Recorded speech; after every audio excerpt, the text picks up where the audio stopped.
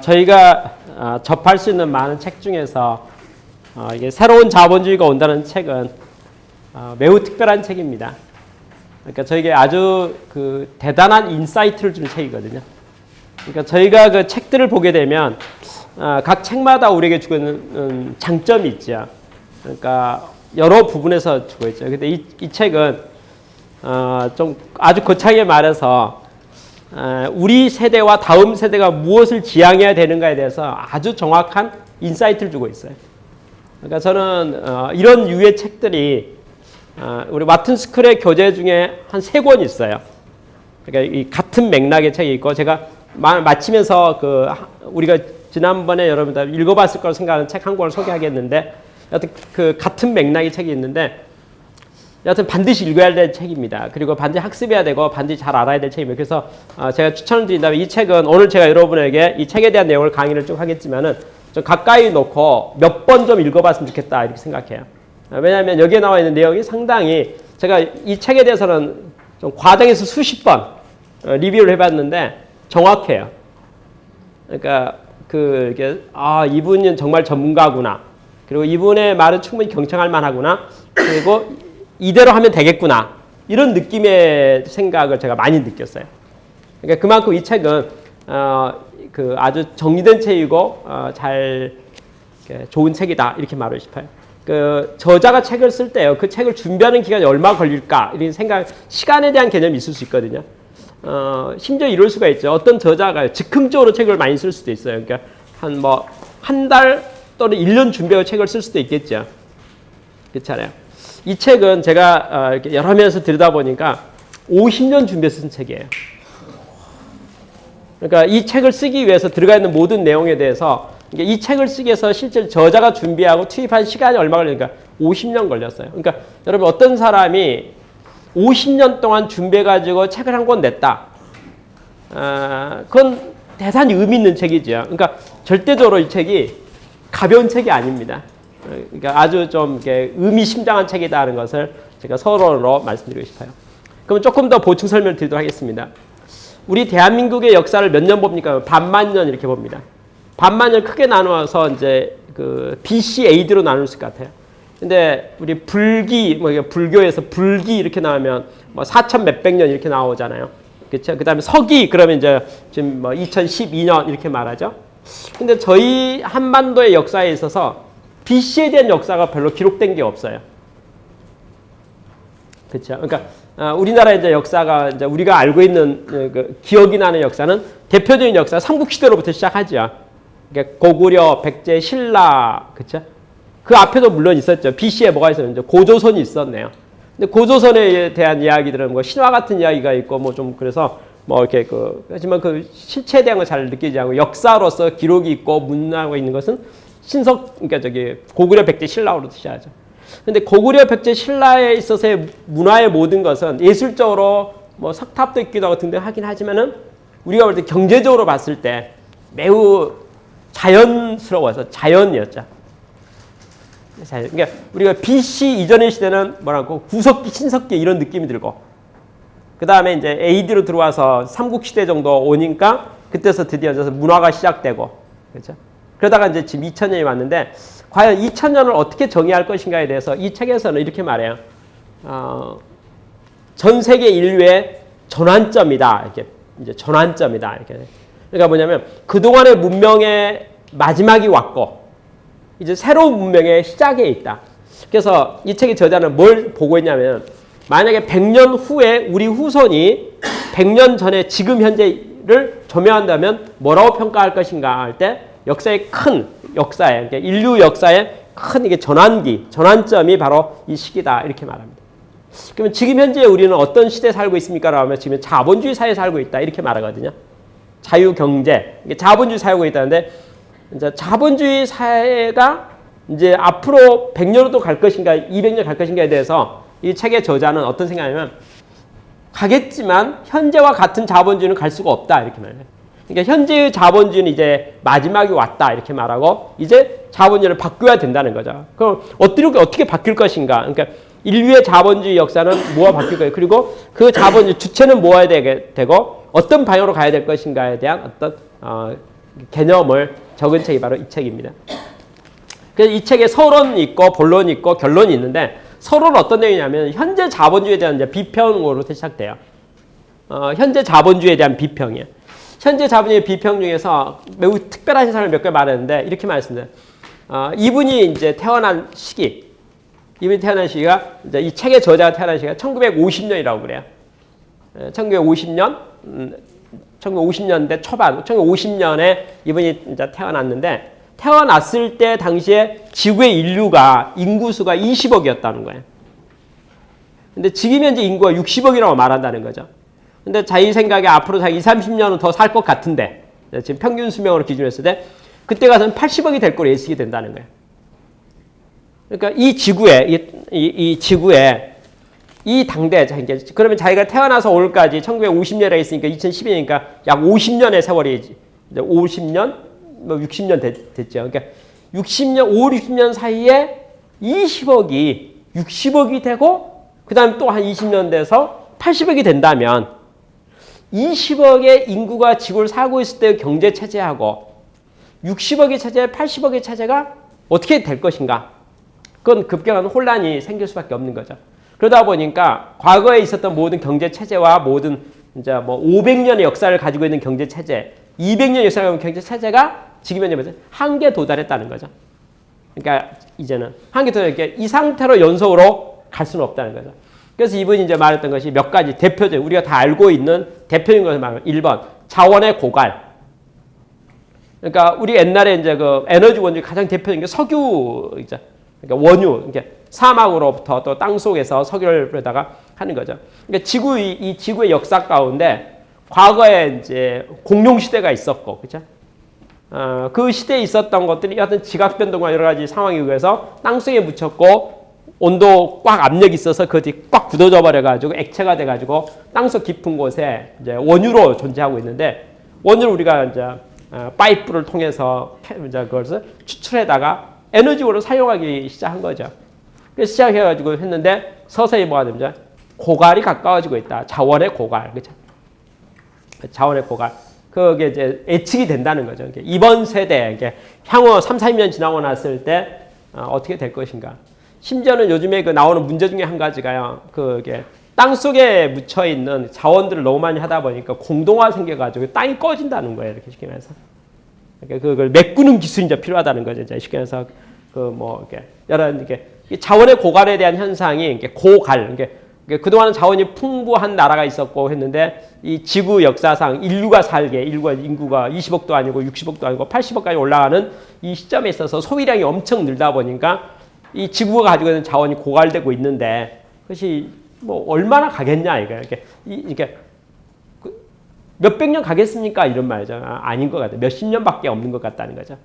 그러니까 자원의 고갈이라는 문제이니까. 두 번째, 결국 현재 우리가 인류가 살고 있는 전 세계 그 경제 체제를 지배하고 있는 지배 논리가 자본주의인데 자본주의의 부패가 이제 바람직이 않은 음영할 때 어두운 부분이 생겼다는 거죠. 그게 뭐냐면 빈부의 격차.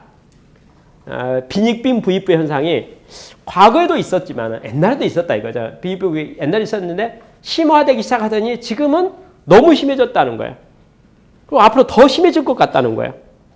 트렌드가 이 빈부 격차의 트렌드가 그러니까 그래서 요새 이제 그 뭐 뉴욕이랄지 이런 데 데모할 때 뭐 99%를 위하여 그러는데 그러니까 99%를 위하는 게 1%가 99%였으니까 분리된다는 거죠. 1%는 엄청난 경제력을 가지고 있고 부를 가지고 있고 99%는 가난해지고 있고 그렇죠. 아프리카 전 대륙이 가난해지고 있고 예를 들어서 뭐 이제 이 그 빈부격이 너무 심해져 간다는 거죠. 근데 이 현재의 자본주의가 근데 이게 바람직하지 않는 거 아니냐 이거죠. 그러니까 1대 99의 상황이 심화되고 문제되고 부족함이 생겼는데 이것을 앞으로 어디까지 이렇게 하겠냐. 그러면 이제 1대 99가 0.1대 99.9%까지 가도 되느냐 이거죠. 그것이 바람직한 어떤 자본주의냐. 그건 타파돼야 될 것 같다. 그것은 이제 문제가 있다 이거죠. 그 다음에 이제 공해 문제예요. 환경 변화. 그러니까 지금 뭐 우리가 쓰는 CO2부터 시작해가지고 뭐 이산화탄소 발생량도 감축도 하고 뭐 여러 가지만 하고 있는데 지구 환경이 옛날과 달라졌다는 거죠. 그러니까 우리 인구가 이제 지구 인구가 20억이 되지 않았을 때는 그냥 자연의 일부분으로서 사람이 존재했었는데 지금은 사람의 지배력이 너무 강화돼가지고 전 국토가 개발되기 시작하고 아마존 강에 뭐 이렇게 밀림이 없어지기 시작하고 그러면서 이제 어떻게 되면 뭐 북극해에 뭐 빙산이 녹기 시작하고 그러면서 막 이제 상황이 생기죠. 그래서 기후 변화가 요동치기 시작한다는 게 평행 상태와 안정 상태의 지구 환경이 지금은 몸살 앓고 있다는 거예요. 공해 문제를 할지, 또 환경 문제를 할지 그런 문제들이 지금 이제 아주 이렇게 이 지구를 이게 이제 둘러싸고 있다는 거죠. 근데 자본주의 어떤 폐해로서 그죠? 그러니까 사람이 자연을 너무 파괴한 것 같다는 환경을 너무 파괴해가지고 평행 감각이 있었던 자연이 지금 평행을 잃어버렸고 상당히 위기에 오게 되고 문제가 됐으니 그것을 어떻게 할 것인가에 대한 문제들. 이제 그런 이제 문제들이 이렇게 지금 이제 몇 가지 말해서 환경 변화에 대한 거, 그죠? 그러니까 자원의 고갈에 대한 문제, 빈부의 격차 이런 문제가 이 기존의 우리 눈에 보이는 자본주의의 어떤 병폐로서 약점으로서 존재 소울까지 왔다는 거예요. 근데 그러면 이제 제가 지금 말했던 말에 보면 우리 TV의 다큐멘터리나 드라마에 보게 되면 비관론이 많이 나와요. 그러니까 뭐 심지어는 뭐 마야의 무슨 애언설을 봤더니 2012년 뭐 가을에 뭐 달력이 끝났다. 인류가 드디어 2010년이 인류의 종말이 왔다. 왜냐하면 봐라 하면서 물증으로 이제 아까 말했던 상황 있잖아요. 이미 파국으로 오고 있다. 시계가 있는데 12시 정각이 되면 이제 딱 없어지는 거예요. 거의 뭐 11시 55분이 왔다. 뭐 이런 분위기. 그렇죠? 그러니까 봐라 이 사회가 더 이상 이제 폭발 직전이다. 인구 폭발이고 이제 이 많은 인구가 식량 문제, 그러니까 식량 문제 어떻게 해결하겠느냐. 그렇죠? 그동안은 뭐 지구는 넓고 크고 사람은 20억이니까 괜찮았죠. 60억, 80억이 되는데 그 많은 양을 어떻게 다 되겠냐. 식량 전쟁 되는 거 아니냐. 또 아프리카 사막화되고 있고 중국도 사막화되고 있고 뭐 그러니까 이게 이제 끝장이 다 왔다는 게 지구 이제 미래가 없다. 얼마 남지 않았다. 이제 말세다. 마지막 때다. 이런 목소리들이 지금 이제 막 사회적으로 부정적으로 나온다. 근데 이 저자는 매우 낙관론. 이 저자는 위기가 없었던 시대가 어디가 있었습니까?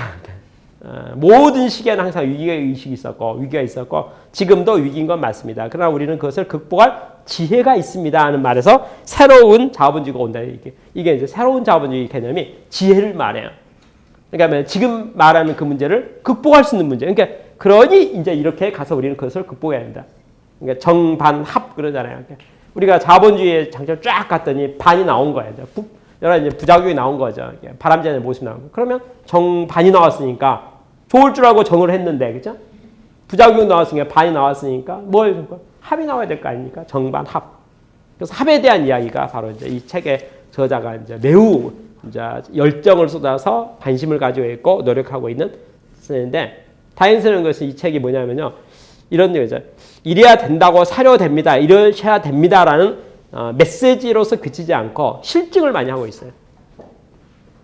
그러니까 증거들. 그러니까 쉽게 해서 이제 물증들 있잖아요. 그러니까 이제 자본주의는 다음과 같은 문제를 발생시켰습니다. 그러한 자본주의는 이제는 새롭게 변모가 돼야 되겠습니다.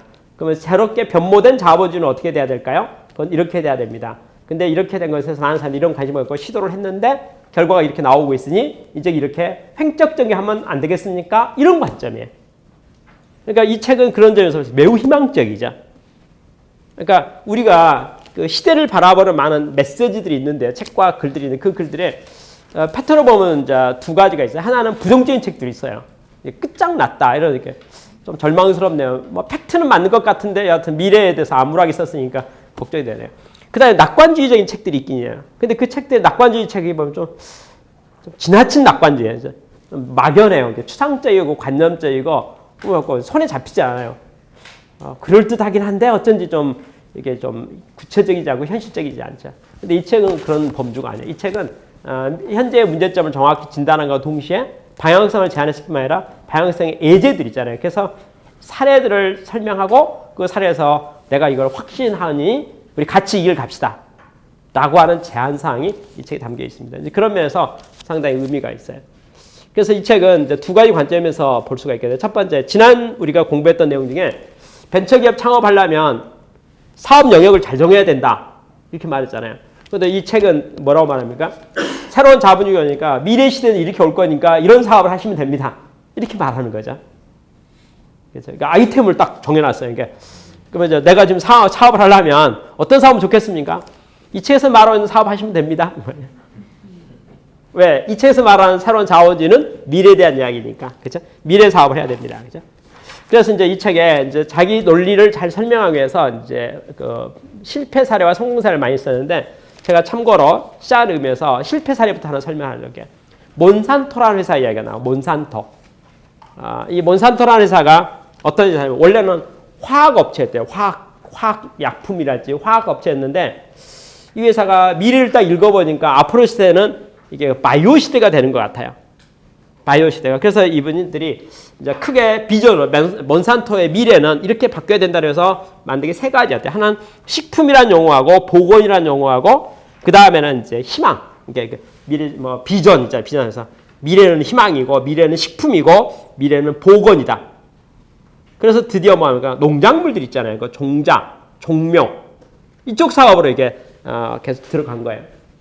사업을 해가지고 이제 뭐 이렇게 유전자 공학도 연구하고 또 개량도 하고 그래서 이제 요새 보면 저런 거 많이 나오잖아요. 토마토인데 토마토 뭐 이렇게 그 뭐 이래서 뿌리는 무고 위에는 배추고 그러면 위아래 그러니까 지금 이제 보면은 뭐 지금은 뭐 좀 한쪽은 버린다 이거죠. 배추면 배추 그렇죠? 근데 이거 뭐 그렇게 한다 할지 그다음에 여하튼 그 식물들 종자를 개량하게 되면 뭐 커지잖아요. 뭐 요즘 고추도 커지고 피망같이 커지고 막 이렇게 커지지. 그러니까 이런 것들에 대한 종자 개량 사업과 유전공학 뭐 이런 쪽을 막 연구하기 시작해요. 몬산토 연구소에서 식품 개량을 하고 종자 개량을 하고 그리고 이제 씨를 팔기 시작하고 그러니까 생산성이 좋은 씨. 그러니까 이런 거 이 씨로 뭐 뭘 하면 원칙은 수확이 좋아지는 거죠. 그러니까 그쪽으로 이 사업을 몬산토 회사가 방향을 잡은 거예요. 근데 그게 성공을 했어요. 성공을 해가지고 부가가치도 높을 뿐만 아니라 이익을 잘 보게 된 거죠. 계속 잘 될 줄 알았었는데 어떤 일이 생겼냐면요. 어떤 생겼냐면 이 몬산토에서 딱 보니까 자기들이 만든 종자들을 농민들이 특허를 내놨는데 그냥 침범하는 거예요. 이게 종자 있잖아요. 이게 그러니까 농부 입장에서 생각하면 거꾸로 생각하면은 그 특허인 줄도 몰랐죠. 그 어찌 보면 종자 있잖아요. 종자 보면 돌연변이도 있을 수 있지 않겠어요? 그러니까 어떻게든 해서 뭐 농사짓는 사람도 나름대로 농사를 어떻게 잘할 것인가 생산을 올릴 것인가 연구하겠죠. 근데 그렇게 해서 많은 행위 중에서 몬산토라는 이 전문 기업이 자기들이 개발한 결과물을 특허내는 것들이 있을 거잖아요. 그러면 특허낸 것들을 보호하려고 하는데 이제 우리 독점적 자리를 가지고 있으니까 보호하려고 하는데 누군가 우리 허락받지 않고 우리 특허의 영역에 대한 것을 하고 있으니까 시비가 붙겠죠. 그래서 몬산토에서는 당연히 기업가 입장에서 뭐 했습니까? 고소 고발한 거예요. 고소 고발하게 되니까 이제 드디어 사회적으로 몬산토를 바라보는 시각이 우리는 어떻게 약자편이에요. 무슨 말이냐면 시골에서 농사 짓는 사람이 농사 짓다 보니까 어쨌든 그 사람들이 무슨 특별히 특허를 보기로 한 것도 아니고 그 사람들이 뭐 세계를 어떻게 바꾸려는 것도 아니고 생산성 높게 하기 위해서 농사를 그렇게 좀 짓고 있는데 하다 보니까 했는데 그 농민들 뭐 잘못한 게 있냐 이거야. 근데 그 사람들에게 뭐 벌금을 엄청 때리면서 특허를 침해했다고 난리치고 있는 그것도 농민 한 명만 한 게 아니고 수십 명씩 항상 고소고발하고 있는 몬산토에 대해서 기분이 좋지 않죠. 그러니까 몬산토라는 회사가 드디어 뭘 신임을 얻었다. 신뢰를. 돈은 잘 벌고 있는 이 회사가 이제 드디어 분야도 잘 정했고 미래 사업을 잘 정했고 사업을 잘하니까 이익을 잘 벌고 돈을 잘 버는데 자기 사업을 보호하려는 독점적인 그 영역을 보호하려는 노력 속에서 막 사람들을 당신은 왜 우리 허락도 안 받지 않고 그래? 하면서 벌금 내, 물어내, 특허료 내 뭐 이렇게 하는데 그것을 바라보고 있는 세상 사람의 시선이 몬산토에 소이지가 않다는 거죠. 다 몬산토가 사업이 잘 되니까 전 세계로 이제 들어오기 시작했어요. 우리나라도 들어오고 대한민국도 들어오고 인도도 들어가고 막 하는데 드디어 어느 지역에서 지역 분쟁이 일어났어요. 몬산토 불매운동. 그렇겠죠. 그러니까 감정이 안 좋으니까. 그러니까 몬산토에 대해서 호의적이지 않다 이거예요. 사람들이 마음 호의적이 않으니까 드디어 뭐죠? 이제 뭐 요새 뭐 공정무역이라는 용어도 있고 다양한 표현을 통해서 이제 그 이렇게 불매운동이잖아요. 몬산토고 나쁜 회사다. 그런 회사는 없어져야 된다. 그래서 이제 드디어 불매운동도 일어나고 이제 막 되는 거죠. 그러니까 몬산토는 그것을 법으로 처리하죠. 아니 우리는 법대로 한 거고 우리가 법으로 뭐 잘못했느냐라고 하는데 전 세계의 여론이 몬산토에 대해서 호의적이지 않는 거예요. 자, 몬산토가 결국은 뭘 했냐? 사과를 했어요. 그러니까 앞으로 저희가 잘하겠습니다. 앞으로 약자를 보호하겠습니다. 그래서 앞으로 저희가 해보니까 너무 실수한 것 같아서 좀 저희가 뭐 이렇게 좀 나누도록 하겠습니다. 이런 말 했음에도 불구하고 이미 몬산토에 대해서 악화된 이미지는 회복이 안 되는 거예요. 날짜가 나왔는데 여하튼 이 회사가 결론은 어떻게 됐을까요? 제가 이름도 잘 모르겠는데 여기 파마앤드라고 하는 어떤 회사에게 M&A 돼서 없어지고 말았습니다. 이런 사례예요. 그러니까 몬산토라는 이름은 저희가 아는 회사예요. 이름은 알아요. 우리 종묘나 뭐 종자 이런 쪽의 회사에서는 다 알려지는 업체이고 아주 이게 종묘 사업이랄까 유전자 뭐 이렇게 해서 뭐 여러 가지 많이 했는데 그리고 돈도 잘 벌었어요. 그러니까 이 회사가 화학 분야의 업종이었다가 업종을 전환해가지고 식품 쪽, 종자 쪽에 해가지고 전 세계에서 가장 큰 기업으로 성공했고 돈을 참 많이 버는데 불구하고 사람들로부터 마음에서 인심을 잃어버리니까 세상으로 추방돼 버렸다 이거죠. 그래서 망했다 이거예요. 그러니까 비즈니스 논리로 해갖고는 망하지 않게 된 거죠. 비즈니스 논리에서는 사업 잘하는 거죠. 근데 세상과의 소통이 안 되고 세상과의 같이 갈 수 없는 기업. 99% 같이 가지 못하는 기업이 미래에 생존할 수 있을 것인가에 대해서 몬산토 봐라 이렇게 이제 이 책에서 말하는 거예요. 그래서 지금 현재 눈에 보이는 모든 기업이 99%를 무시해가지고 미래가 있을까 이런 말이에요. 자본주의가 어떻게 되고 있냐면 빈익빈 부익부다는 거죠. 이게 빈익빈 부익과 심화되고 있는데 심화되는데 더 혁혁한 공을 세우고 있는 기업이 미래가 어떻게 될까? 99%로 공격받지 않을까? 몬산토 같은 길을 걷게 되지 않을까에 대해서 우리는 주목할 필요가 있습니다. 라고 이제 이야기해요. 그러면 이제 드디어 그 해법을 어떻게 찾을 것인가에 대해서 이 책에서는 공식 하나를 설명했어요. 이제 환경업체, 환경론자 있잖아요. 그러니까 자연 보호를 주창하는 환경을 주장하는 사람들이 환경에 영향을 미치는 팩타를 공식으로 만들었대요. 그 공식이 뭐냐면 환경에 영향이 되는 인자는 환경이 안 좋아진다 이렇게 말하는 것은 비례성이 있는 게 세 가지 팩타가 있는데 첫 번째 인구래요. 인구가 많아지면 많을수록 환경이 좋아질 리가 없다는 거예요. 인구 팩타. 그러니까 쉽게 말해서 지구 땅덩이는 똑같은데 사람이 영향력이 매우 큰데 사람 수가 많아져갖고 지구 환경이 좋아질 게 뭐 있느냐. 첫째 인구수 늘어나는 거 쓰레기 발생도 그만큼 비례해서 늘 것 같고. 그러니까 모든 게 인구수 늘어나는 것이 환경에 영향을 미치는 영향이 매우 크다. 그래서 비례적으로. 그래서 그것 하나 뭐 이게 인구에 대한 팩타를 하나 넣고 두 번째가 뭐냐면 풍요. 사람이 부자가 되면 부자 될수록 환경 파괴를 더 많이 한다는 거죠. 사람이 부자가 되고 선진국이 될수록 물 사용량 있잖아요. 그러니까 뭐 물 사용하면은 우리가 사용하는 물이 또 정수천연하고 또 이렇게 순환된다 이거죠. 근데 물 사용량 가난한 나라에서는 물 사용량이 얼마 안 되는데 부자 나라일수록 물 사용량이 많다는 거죠. 쓰레기 배출량. 가난한 나라는 쓰레기 배출량이 얼마 안 되는데 부자 나라는 쓰레기 배출량이 더 많다는 거죠. 일회용품 썩지 않는 일회용품 사용량. 가난한 나라는 일회용품도 없다. 그냥 이렇게 그냥 산다 이거. 친환경적으로 산다 이거죠. 근데 부자 나라 가니까 일회용품이 너무 많은데 일회용품이 환경 파괴를 시키는데 그것이 풍요하고 비례한다 이거. 그래서 환경에 영향을 미치는 인자 중에 인구수가 많아지면 많아질수록 환경에 영향이 안 좋은 영향이 더 이렇게 영향력이 커지고 두 번째 풍요로울수록 이게 더 환경에 영향을 미치는 게 크다는 거죠. 하나 더 있는 테크놀로지. 기술이 좋아지니까 옛날에는요 걸어 다녔었는데 기술이 좋아지고 자전거가 개발돼가지고 시속 4km로 걷던 사람들이 이동하는 거죠. 모든 동물들 이동하는 속도가 매우 느리다 그 말이죠. 자전거가 바퀴고 굴러가니까 시속 20km, 시속 40km 가기 시작하더라고요. 그런데 자동차가 개발된 시속 100km로 가기 시작하더라고요. 그죠? 그러던 요새는 시속 1000km가 되는 비행기가 전 세계를 돌아다니죠. 근데 비행기 한 대 확 떠가지고 가면서 파괴되는 그 지구 뭐 가스 배출량과 모든 것이 환경 파괴 미치는 크다는 거죠. 속도가 빨라질수록 기술이 좋아질수록 그죠? 환경 입장에서 영향을 많이 받는다 이거죠. 요새 이제 그 KTX 같은 거 있잖아요. KTX가 시속 뭐 250km, 300km 가더니 드디어 이제 한국에서도 새로 이번 시제품 만든 거 보면 450km 간다 이거죠. 전 세계적으로도 뭐 500km, 600km 막 그런 거예요. 땅에서도 600km로 달려가기 시작, 500km 달려가기 시작하면은 환경에 미치는 영향은 좋을 리가 없다 이게. 그걸 뭐라면 기술이 커질수록, 기술이 발전할수록 환경이 엄살을 앓는다 이게.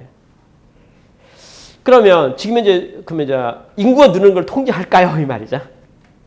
지금 이제 지구 환경이 몸살을 앓는다 그랬는데, 그럼 환경을 보호하기 위해서, 이렇게 환경을 보호하기 위해서, 그럼 어떻게 할까요? 1번.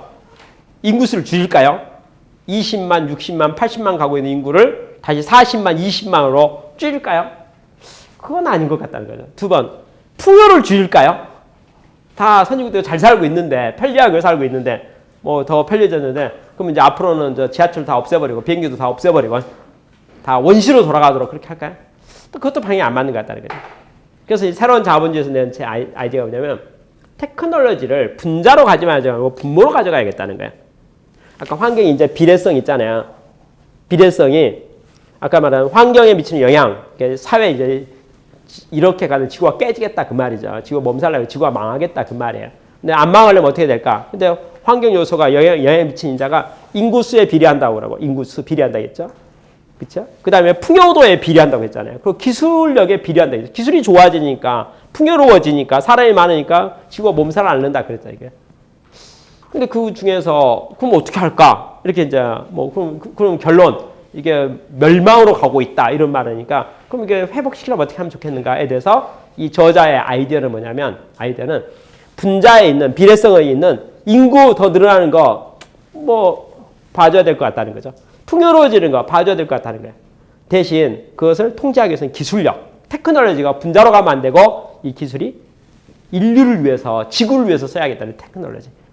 그래서 인구가 늘어나는 것과 풍요로워지는 것을 기술이 잘 커버해가지고 환경을, 지구를 보호해 주도록 하면 드디어 지구가 건강해질 수 있다는 거예요. 그죠? 그러면 이제 드디어 뭐죠? 이제 기술력을 개발해야겠는데, 드디어 뭡니까? 지구를 살리는 기술. 그렇죠? 지구를 살리는 기술. 그러니까 인류의 미래를 보장해 주는 기술. 그리고 지구를 지키는 기술. 그쪽을 지속적으로 개발하고 그걸 확산해 가지고 잘 되면 결국 그 기술의 덕으로, 기술 덕으로 드디어 뭐가 됩니까? 지구가 미래에 새롭게 우리가 다 풍요로워질 수 있다. 전 인류가 풍요로워졌으면 좋겠고, 다 편리해졌으면 좋겠고, 모두가 다 더불어서 잘 살았으면 좋겠다. 그럼 지혜롭게 살려면 그것은 가야하게 기술이다. 그 새로운 기술이 필요하다. 그러면 그 새로운 기술 중에서 저희가 아는 가장 대표적인 단어가 뭐 청정 기술 같은 게 있잖아요. 친환경 기술이 있죠. 그러니까 자연에 폐를 끼치지 않는, 그러니까 에너지를 쓰더라도 아까 예를 든다면 저게 뭐였으니까, 그러니까 석유 자원 에너지 쓰지 말고 이제 그건 그만 쓰고, 이제 저자 말로 그건 그만 쓰고, 이제 뭐 태양 에너지 같은 거, 태양 에너지 사용해 가지고 뭐 필요한 에너지를 공급해서 사용하자 이거죠. 뭐 우리 이제 먹이 사슬로 말하면 태양 에너지가 식물에 의해서 광합성을 일으켜 가지고, 그죠? 뭐 선생님 그것들을 뭐 엽록소라 할까, 뭐 여하튼 그것들을 뭐 합니까? 이제 동물들이 먹고 섭취해 가지고 고기를 만들고 그렇잖아요. 그래서 그것들이 또 이거 순환되고, 그래서 여하튼 에너지가 태양 에너지가 다 이렇게 전순환돼서 생명의 모든 것을 공급하고 있는 그 메커니즘이 다 있는 건데, 그것을 좀 더 우리가 친환경적이고 자연적이고 청정 에너지로 바꿔가는 활동들은 매우 중요한데, 그러한 기술을 개발하게 되면 극복할 수 있다 이런 말이에요. 그래서 이제 드디어 뭐죠? 새로운 자본주의가 옵니다. 새로운 자본주의는 어떻게 옵니까? 라고 할 때 현재의 방식으로 미래는 없으니까 이제 바꿔야 되겠습니다. 근데 우리가 기술을 개발하고 사업을 일으켜야 되겠습니다. 근데 그 새로운 기술이 드디어 뭔가 인류의 풍요도 보장해 주면서, 인류의 늘어나는 것도 다 감당해 주면서 지구 환경을 건강한 쪽으로 돌리는 쪽으로 기여가 되는 그러한 사업들을 잘 해야 되지 않을까요? 이렇게 말했습니다. 그래서 이 책에서는 이제 그러면 물러갈 시대는 무엇이고 앞으로 올 시대는 무엇인가 해서, 물러갈 시대의 대표 명사로 쓴 게 화폐 경제예요. 화폐. 그러니까 구석기 시대에는 화폐 없었다 그 말이에요. 물물교환, 그냥 편하게 잘 살았는데, 요새 뭐 은행에서 돈 찍어내면서, 그래서 지금 문제가 어떻게 됐다고 이제 이 책에서는 이제 여러 가지 이제 중간중간에 많은 사례를 설하는데, 예를 들어서 이렇게 말했어요. 히말라야 산에 어느 부족이 살고 있었대요. 히말라야에서 어느 부족이 살고 있었는데, 어느 인류학자가 히말라야를 딱 방문했는데, 그 부족은 1년에 4달만 일한대요. 1년에 4달만. 왜냐하면 그 히말라야 산이 고산지대니까 겨울엔 뭐 이렇게 뭐 농사 못 짓잖아요. 근데 농사 짓고 제대로 할 수 있는, 제대로 된 것이 이제 쉽게 해서 우리로 말하면 봄에 이제 씨 뿌려가지고 여름에 이제 그래서 가을에 추수하면 일모자 가는 거죠. 그냥 4달 일하는 거예요. 봄에 씨 뿌리고 가을에 추수하는 거예요. 그 추수한 거고 그 온 부락과 온 마을이 공동체로 다 먹고 사는 거예요. 근데 너무 거기 이제 히말라야 산이니까 이렇게 고립된 지역이고 산 속에 있고, 그래서 그 불합격을 인류학자가 한 사람이 이제 미국 사람이겠죠. 항상 방문해가지고 딱 봤는데 너무 천국같이 살고 있는 거예요. 1년 12에서 4달밖에 일하지 않고 8달을 문화생활을 하는 거예요. 문화생활. 그 나름대로. 근데 그 너무나 평화롭고 행복지수 100점 만점 100점인 거예요. 거기는 범죄라는 의식조차 없대요. 범죄라는 것도 존재하지 않는 거예요. 그래서 이 인류학자가 그 히말라야를 방문하고 이거 뭐로 생각해요? 야, 여기는 이제 지상의 낙원이고 천국이다. 이걸 이제 연구해야겠다. 이렇게 생각해가지고 이 인류학자가 이제 어떻게 했냐면 매년 그곳에 방문해갖고 심지어는 매년 6달씩 그 불악에 머무르는 거예요. 그러니까 조사 분석하는 거예요. 취재도 하고 세상에 이런 문명이 있다. 이런 문화가 있다. 4달만 일하고 16달 잘 먹고 사는데 부족함이 하나도 없고 풍족하고 다 행복하고 100점짜리다. 이렇게 행복해 지냈던 이 마을에 드디어 뭐 개방의 물결이 찾아온 거예요. 네팔 정부를 비롯해서 그 히말라야 그 행정 관청이 있을 거잖아요. 관청에서 드디어 개발이 일어나기 시작하니까 드디어 뭐냐면 이제 그 먼 큰 도시로부터 이 불악까지 도로를 낸 거죠. 그 포장을 한 거죠. 그리고 관광버스가 온 거죠. 관광버스가 와가지고 이제 미국 사람을 비롯한 전 세계 그 관광객들을 버스에 태워가지고 많이 올 때는 한 달에 400대가 들어오는 거예요. 이 프락에. 그리고 와가지고 이제 우리가 민박도 하고 뭐 이제 구경도 하면서 돈을 주는데 이 도시에 이 마을에 돈이 필요 없었어요. 그죠? 자급자족 하잖아요. 행복하게 잘 살고 있는 마을에 관광객이 와가지고 이제 대가로 민박했다고 대가를 주는데 대가 돈 주잖아요. 돈을 주는데 여러분 잘 계산해 보세요. 어느 시골 마을에 4달 농사지어가고 나오는 그 농사물을 다 먹고 자급자족하고 살았는데 뭐 좀 남아가지고 시장에 판다고 생각합시다. 판다고 생각하면 돈 받는 게 있잖아요. 그렇잖아요. 받는 것 계산해갖고 연간 산출량을 다 계산해봐야 큰 돈이 될 리가 없잖아요. 그렇죠? 근데 관광객 한 사람이 하루 2, 3일 3박 4일 와가지고 놀고 가면서 수고했다고 주는 돈이 계산기를 눌러보니까 그 불악 있는 사람의 1년 연봉이 되는 거예요. 계산기 눌러보니까. 그런 이 청년들이 어떻게 되겠습니까? 바깥 세상에 호기심이 생기면서 돈 벌러 떠나죠. 그렇잖아요. 아까 평화로웠던 그 마을이 아주 평화롭고 인류학자가 보기에 아주 좋았던 이 마을이 드디어 어떻게 됩니까? 젊은이들은 돈 벌기 위해서 이제 도시로 떠나기 시작하고 하면서 더 이제 문명이 들어와서 그리고 이제 학교도 만들기 시작하는데 학교에 와서 선생님이 가르치면서 이제 선생님이 와서 가르치잖아요. 가르치면서 비교표를 만들어주는데 다른 데는 자동차도 다니고 비행기도 다니고 KTX 기차도 다니는데 여러분 동네는 이제 신장로밖에 없어서 다 걸어다니고 다른 데는 다 보면 이제는 뭐 신발도 매우 다양하고 구두 정도가 아니고 패션 있는 거 하는데 여러분은 제대로 운동화도 제대로 신고 다니지 못하고 있고 이렇게 말하니 교육을 받으면 받을수록 바깥 세상과 비교되니까 모든 학생이 열등감에 빠지는 거예요. 우리는 왜 이렇게 불행하지? 우리는 왜 이렇게 못 살지? 왜 우리는 이렇게 가난하지? 자, 스스로에 대해서 이렇게 자부심을 느끼지 못하고 학생은 학생대로 주눅이 들고 우리는 이제 아주 GNP를 분석하려고 보니까 문제가 된 게 뭐냐면 GNP 공식이 화폐로 계산하는데 화폐.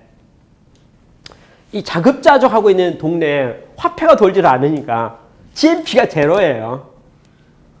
GNP 제로라고 분석하니까 전 세계에서 이렇게 평가하잖아요. 평가하면 우리 GNP 소득 이렇게 계산하는데 뭐 농사 지어가지고 자급자족하는 마을이 파는 게 하나도 없으니까 GNP 제로니까 세계에서 가장 최빈 마을로 평가되잖아요. 그러니까 너희들은 꼴등이야. 꼴등 정도가 아니고 우리나라 꼴등이야. 세계 꼴등이야. 자, 결국 그 마을이 해체되고 말았다는 거야. 공동체가 없어지고 말았다는 거야. 그렇죠? 이게 바람직합니까? 라고 하면서 화폐 경제에 대해서. 그렇죠? 이렇게 인류가 만든 작품 중에 하나가 화폐인데 화폐의 어떤 그 모습 있잖아요. 그러니까 지금 GNP 제로라고 하는 것이 과연 불행이냐는 거예요. GNP가 높은 게 과연 그러면 그건 성공이고 행복이고 풍요로운 거 바람직하냐는 거죠. 그래서 이 저자는 지금 현재는 화폐로서 이제 돈으로 모든 걸 계산하는데 돈으로 계산하는 이 논리라고 하는 것은 이 새로운 자본주의에서는 이렇게 과거 자본주의에서는 매우 파워가 있으면 새로운 자본주의에서는 그건 재해석돼야 된다. 사람이 돈만으로 모든 것이 행복을 얻을 수 있는 건 아니다. 사실은 그 마을 같은 경우에 잘 보존했으면 더 훨씬 더 행복하고 약간만 잘 이렇게 보존하면서 지원해줬으면 더 좋았을 건데 아예 편입시켜버리니까 있는 모든 사람은 열등감 속에 다 들어가 버리고 젊은이들은 다 그 마을을 떠나버리고 공동체의 그 좋은 그 문화 있잖아요. 문화는 다 해산돼 버리고 없어져 버리고. 그래서 이제 이렇게 말해서 얄팍한 NGO 단체들이 그렇죠? 그러니까 얄팍하다는 말은 별 깊은 생각하지 않는 NGO 단체들이 전 세계 가난한 동네를 돌아다니면서 아프리카와 무슨 동남아시아에서 브라질이랄지 남미랄지 그런 데 돌아다니면서 자기의 생각과 사상을 막 전파하고 있는데 말로는 도와준다 하는데 그 도와줄 것이 진정한 도와줌이 되는 것인지를 좀 따져볼 필요가 있다. 아까 말한 행복하게 잘 살고 있는 불알가 가지고 결국은 살고 있는 모든 행복하게 산다는 사람을 다 세상 꼴등으로 너희들 같이 불행한 사람 없다라고 이렇게 딱 규정해버리고 젊은이들 그 마을을 떠날 수밖에 없도록 만들어버리고 이런 어떤 행위라고 하는 것이 과연 최선인가? 그래서 현재 가지고 있는 화폐 경제, 화폐를 중심으로 한 그 뭐 평가 지표도 있잖아요. 돈이 많으면 부자고, 돈이 많으면 행복하고 이런 논리는 그건 좀 고려할 점이 있는 것 같다. 그래서 화폐 경제에 대해서 이제 뭐랍니까? 좀 문제가 있는 것 같으니까 그걸 좀 고치고 봐야 되겠다. 그러면 또 나오는 게 뭐냐면 전통 경제, 정통. 화폐는 아니라도 이제 선진국 문화가 가지고 있는 거 횡격전개 시키는 거 있잖아요. 그러니까 쉽게 말해서 다 미국 따와야 되고 다 그러니까 그대로 모방하고 그러니까 이 전통이라는 것도 보니까 선진국의 전통을 후진국으로 이렇게 횡격전개 시키는 그것도 별로 좋은 것 같지 않고 결과적으로 현재 지금 사회에 존재하고 있는 공해 문제 또 고갈 문제, 자원의 고갈 문제나 특히 99대 1% 빈곤 문제, 빈익빈 부익부에 대한 문제는 어떻게 합니까? 개선의 대상이다. 극복해야 되겠다. 그래서 이것을 어떻게 합니까? 지속적으로 개선할 뿐만 아니라 창조적으로 파견을 해가지고 새로운 역사와 새로운 세계를 만들어야겠다. 이렇게 이제 말했어요. 그러면 실제 그러면 그럼 어떻게 할까요?에 대해서 드디어 이제 사례들을 이제 연구하고 이제 만들기 시작했는데 대표적으로 나온 회사 중에 이제 케이스 스타디를 했는데 벨링턴 케미칼이라는 회사를 이제 소개를 했어요. 이 회사는 1950년에 만들어진 회사라고요. 근데 이 회사가 원래 만들었던 그러니까 케미칼 회사니까 그 섬유의 염료 있잖아요. 섬유의 염료를 만드는 회사였어요. 근데 염료를 만드는 회사였는데 이제 미국 회사고 미국에 있는 회사인데 염료를 만드는 사업을 쭉 하는데 이제 요새 시대가 바뀌니까 뭐합니까 그 환경 문제를 하면서 그 염료 있잖아요. 그 천연이 아니고 화학 염료, 섬유 염료가 몸에도 안 좋고 환경에 안 좋다고 그걸 금지시켜 버린 거예요. 금지시키고 나니까 이 회사가 상당히 타격을 입게 되죠. 쉽게 말해서 이제 뭐냐면 지금 이제 만들고 있는 공산품 있잖아요. 공산품이 친자연이 아니라는 거죠. 그러니까 지구 환경에 위배된다는 거죠. 위배되니까 이제 그거 정부에서 이제 드디어 규제를 하는 거예요. 근데 아까 이제 몬산토는 몬산토로 하다가 여하튼 뭐 시민들로부터나 사회로부터 환영을 못 받아가지고 없어졌다 이렇게 평가했는데 이 회사에서는 이제 그렇게 생각하지 않고 그러면 우리가 친환경 물건을 만들면 안 좋을까 이렇게 생각한 거예요. 무슨 말이냐면 그러니까 염료는 염료인데 이것을 천연염료 있잖아요. 이게 지금 반환경이니까 12거니까 친환경 염료를 개발하면 안 되겠냐는 거예요. 그쪽으로 R&D 활동을 한 거예요. 근데 R&D라는 거 여러분도 아시는 바와 같이 시간이 좀 걸리죠. 개발하는데 시간 걸리고 등등 하니까 돈도 필요하고 그렇죠? 또 여기서 도저히 이제 안 돼가지고 이 회사가 어떤 애냐면 이렇게는 안 되겠으니까 결국 회사를 탈바꿈해야겠다 생각하고 기존 사업의 회사와 공장과 그것을 매각을 했어요. 뭐냐면 미국에서는 친환경에 관계된 법이 너무 강화돼가지고 아까 말한 화학 염료 있잖아요. 염료 같은 것은 사업이 안 되는 거예요. 그러니까 이 공장을 유지할 수가 없는 거죠. 그러니까 미국에서 사업 못 하는 거예요. 근데 그 기술이라고 하는 것이 있으니까 이 기술을 가지고 활용할 수 있는 회사가 있을 수 있잖아요.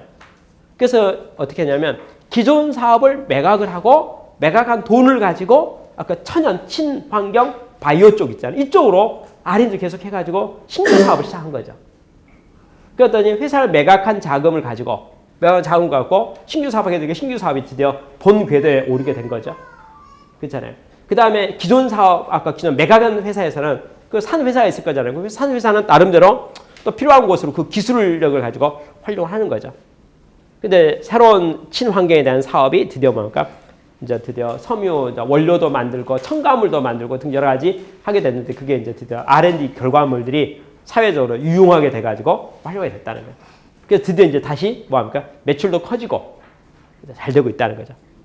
그래서 한때는 이게 과거 사업은 친환경적이 아니었기 때문에 결국 없어질 사업이었는데 결국 그 회사는 어찌 보면 회사 이름은 똑같지만은 그 사업은 망한 거고 문 닫았으니까 사업 생산 안 하는 거니까 막 없어진 거잖아요. 그렇지만 신규 사업을 친환경으로 시작했는데 그 사업이 잘 돼서 그 회사가 지금 있으니 신규 사업은 친환경적이고 맞는 거니까 뭐랄까 잘 가지 않겠냐 이거죠. 그래서 섬유 같은 거 있잖아요. 섬유 같은 게 보면은 이게 그 뭐 가공을 하고 뭐 재단하고 등등 하려면 이게 유연성이 있어야 된대요. 섬유 유연성 이렇게. 근데 섬유 유연제 같은 거 천연으로 개발한 거예요. 특허도 내고. 그리고 그것에 대해서 이제 지금은 사업이 매우 잘 된다는 거죠. 그 바이오 소재 같은 거부터 해서 친환경. 쉽게 해서 종이하면 종이도 뭐 종이는 썩어지겠네요. 무슨 뭐 섬유나 이게 있잖아요. 썩어지는 섬유. 그러니까 이렇게 갖다가 쓰레기통에 묻어버리면 시간 지나면 그냥 자연 분해돼 버리는 거 있잖아요. 생화학적 분해된다. 이런 분해 가능한. 옛날은 그렇게 되지 않았고. 이런 식으로 딱 했더니 이 회사가 되고 있다. 그러면 그게 뭐 지속적으로 개선도 해야 되겠지만 창조적 파괴. 이게 결국은 뭐냐면 지금 현재 인류 역사에 바람직하지 모든 사업은 적절한 모습으로 이제 스톱돼야 되겠고, 그렇죠? 바람직한 모습 기술로, 아까 기술이죠. 그 기술 연속상에서 지금 현재 갖고 있는 기술의 상당히 많은 것들이 환경 파괴적이다 이거죠. 근데 그것은 적절한 기회에 계속 보완해서 탄산 우리 CO2 배출량이죠. 배출량이 줄고 반감적으로 계속적으로 개선해 갈 뿐만 아니라 결과적으로는 안 나와야 되는 거고 친환경적으로 바뀌어가지고 사업이 가야 되지 않겠는가. 그러면 앞으로 사업을 하고자 하는 모든 회사들은 지금 사업하고 있는 모든 회사들은 뭘 해야 된다는 거예요. 지금 현재 우리 사업이 친환경적인가? 그러니까 인류에 도움이 되는 것인가? 지구에 도움이 되는 것인가? 이게 청정인가에 대해서 따져봐가지고 아니다라고 판단되면 개선하라는 거예요. 그러니까 그 줄이라 기술력을 가지고 개선해갖고 탄산칼슘, CO2 같은 거 발생량을 급격히 줄여주고 그런 개선 활동을 함과 동시에 그 다음에 환경 보호에 도움이 되는 기술 있잖아요. 그 기술을 신규 투자해가지고 개발해가지고 그쪽으로 사업을 키워가면 그건 반대할 사람 아무도 없는 거 아니냐 이거죠. 그래서 그쪽으로 우리가 사업을 해서 키워가야 되겠다라고 말했습니다. 여기에 부응해서 이제 이 책에서 이 저자가 매우 고무적으로 칭찬을 거듭하고 있는 회사 중에 대표 회사가 GE예요. 제너럴 일렉트릭. GE라는 회사는 미국을 대표하는 대표 회사인데 잭 웰치라는 CEO가 물러나고 나서 이제 후임 CEO로 이제 선임돼서 이멜타인가 하는 이제 그 CEO가 이제 새로 등장했는데 그분이 이제 주창한 이제 키워드가 뭐냐면 미래의 GE는 이렇게 가야 된다라고 하면서 이제 회사에 크게 선언했는데 그 내용이 뭐냐면 우리에서 이코매지네이션 이렇게 이제 이름을 붙여놨는데 이 내용이 뭐냐면 환경과 관련된 신기술로 GE는 미래를 가겠다 이렇게 썼어요. 친환경 기술로 미래를 가겠다. 그러니까 그동안은 GE라는 회사가 만드는 모든 제품이 환경 문제에 대해서 뭐 따지지 않고 일을 했는데 앞으로 시대는 친환경으로 가야 되겠다. 친환경으로 가야 되겠다 해서 이제 GE라는 회사가 정책을 그쪽으로 딱 잡아가지고 그쪽에 대해서 제품 개발하게 하고 그쪽에 대해서 매출액 비중이 올라가도록 이제 만들어가는 거예요. 그러니까 현재 우리의 매출액 비중이 몇 프로인가 그리고 그것을 얼마 올려갈까 해서 나중에 GE라는 회사는 매출액의 거의 100%가 친환경적이고 지구에 도움이 되고 그쪽으로 우리가 시프트 해야겠다라고 GE가 선언을 했다는 거예요. 그러니 이제 뭐랄까 전 세계에 있는 모든 대기업들이 GE를 본받아서 자기 하는 모든 사업을 그래서 지구 환경에 도움되는 쪽으로 친환경적으로 청정기술적으로 그리고 미래 시대에 적합한 쪽으로 쉽게 해서 아까 뭐 자원의 고갈 시키지 말고 자원은 이제 그때 놔두고 고갈 시키지 말고 여러 가지 그 환경적으로 좀 써서 이렇게 가야 될 거 아닌가. 그리고 환경 문제에 대해 적극적으로 대응하는 쪽으로 대기업들이 솔선수범하고 나서서 가지 않으면 안 되겠다. 거기에 관계된 기술을 개발해서 그쪽으로 사업을 해라. 라고 하는 것에 대해서 이제 쭉 이야기를 했어요. 그래서 공해 문제나 자원의 고갈에 대해서 그렇게 환경 문제 적극적으로 대응하라. 라는 키워드가 있고 또 하나가 기본 자본주의의 가장 궁극적인 문제 중에 한 가지가 인류 80억이 현재 60억이 공평하지 않다는 거죠. 평등하지 않다는 거죠. 그러니까 비입법이 너무 심하니까 이걸 시정해야겠다는 거예요. 그래서 두 번째 테마가 뭐냐면 모든 사업하는 사람들이요 1%에 집중하지 말고 99%에 집중하라는 거예요. 그것은 이제 저소득층 있잖아요. 빈민국가 있잖아요.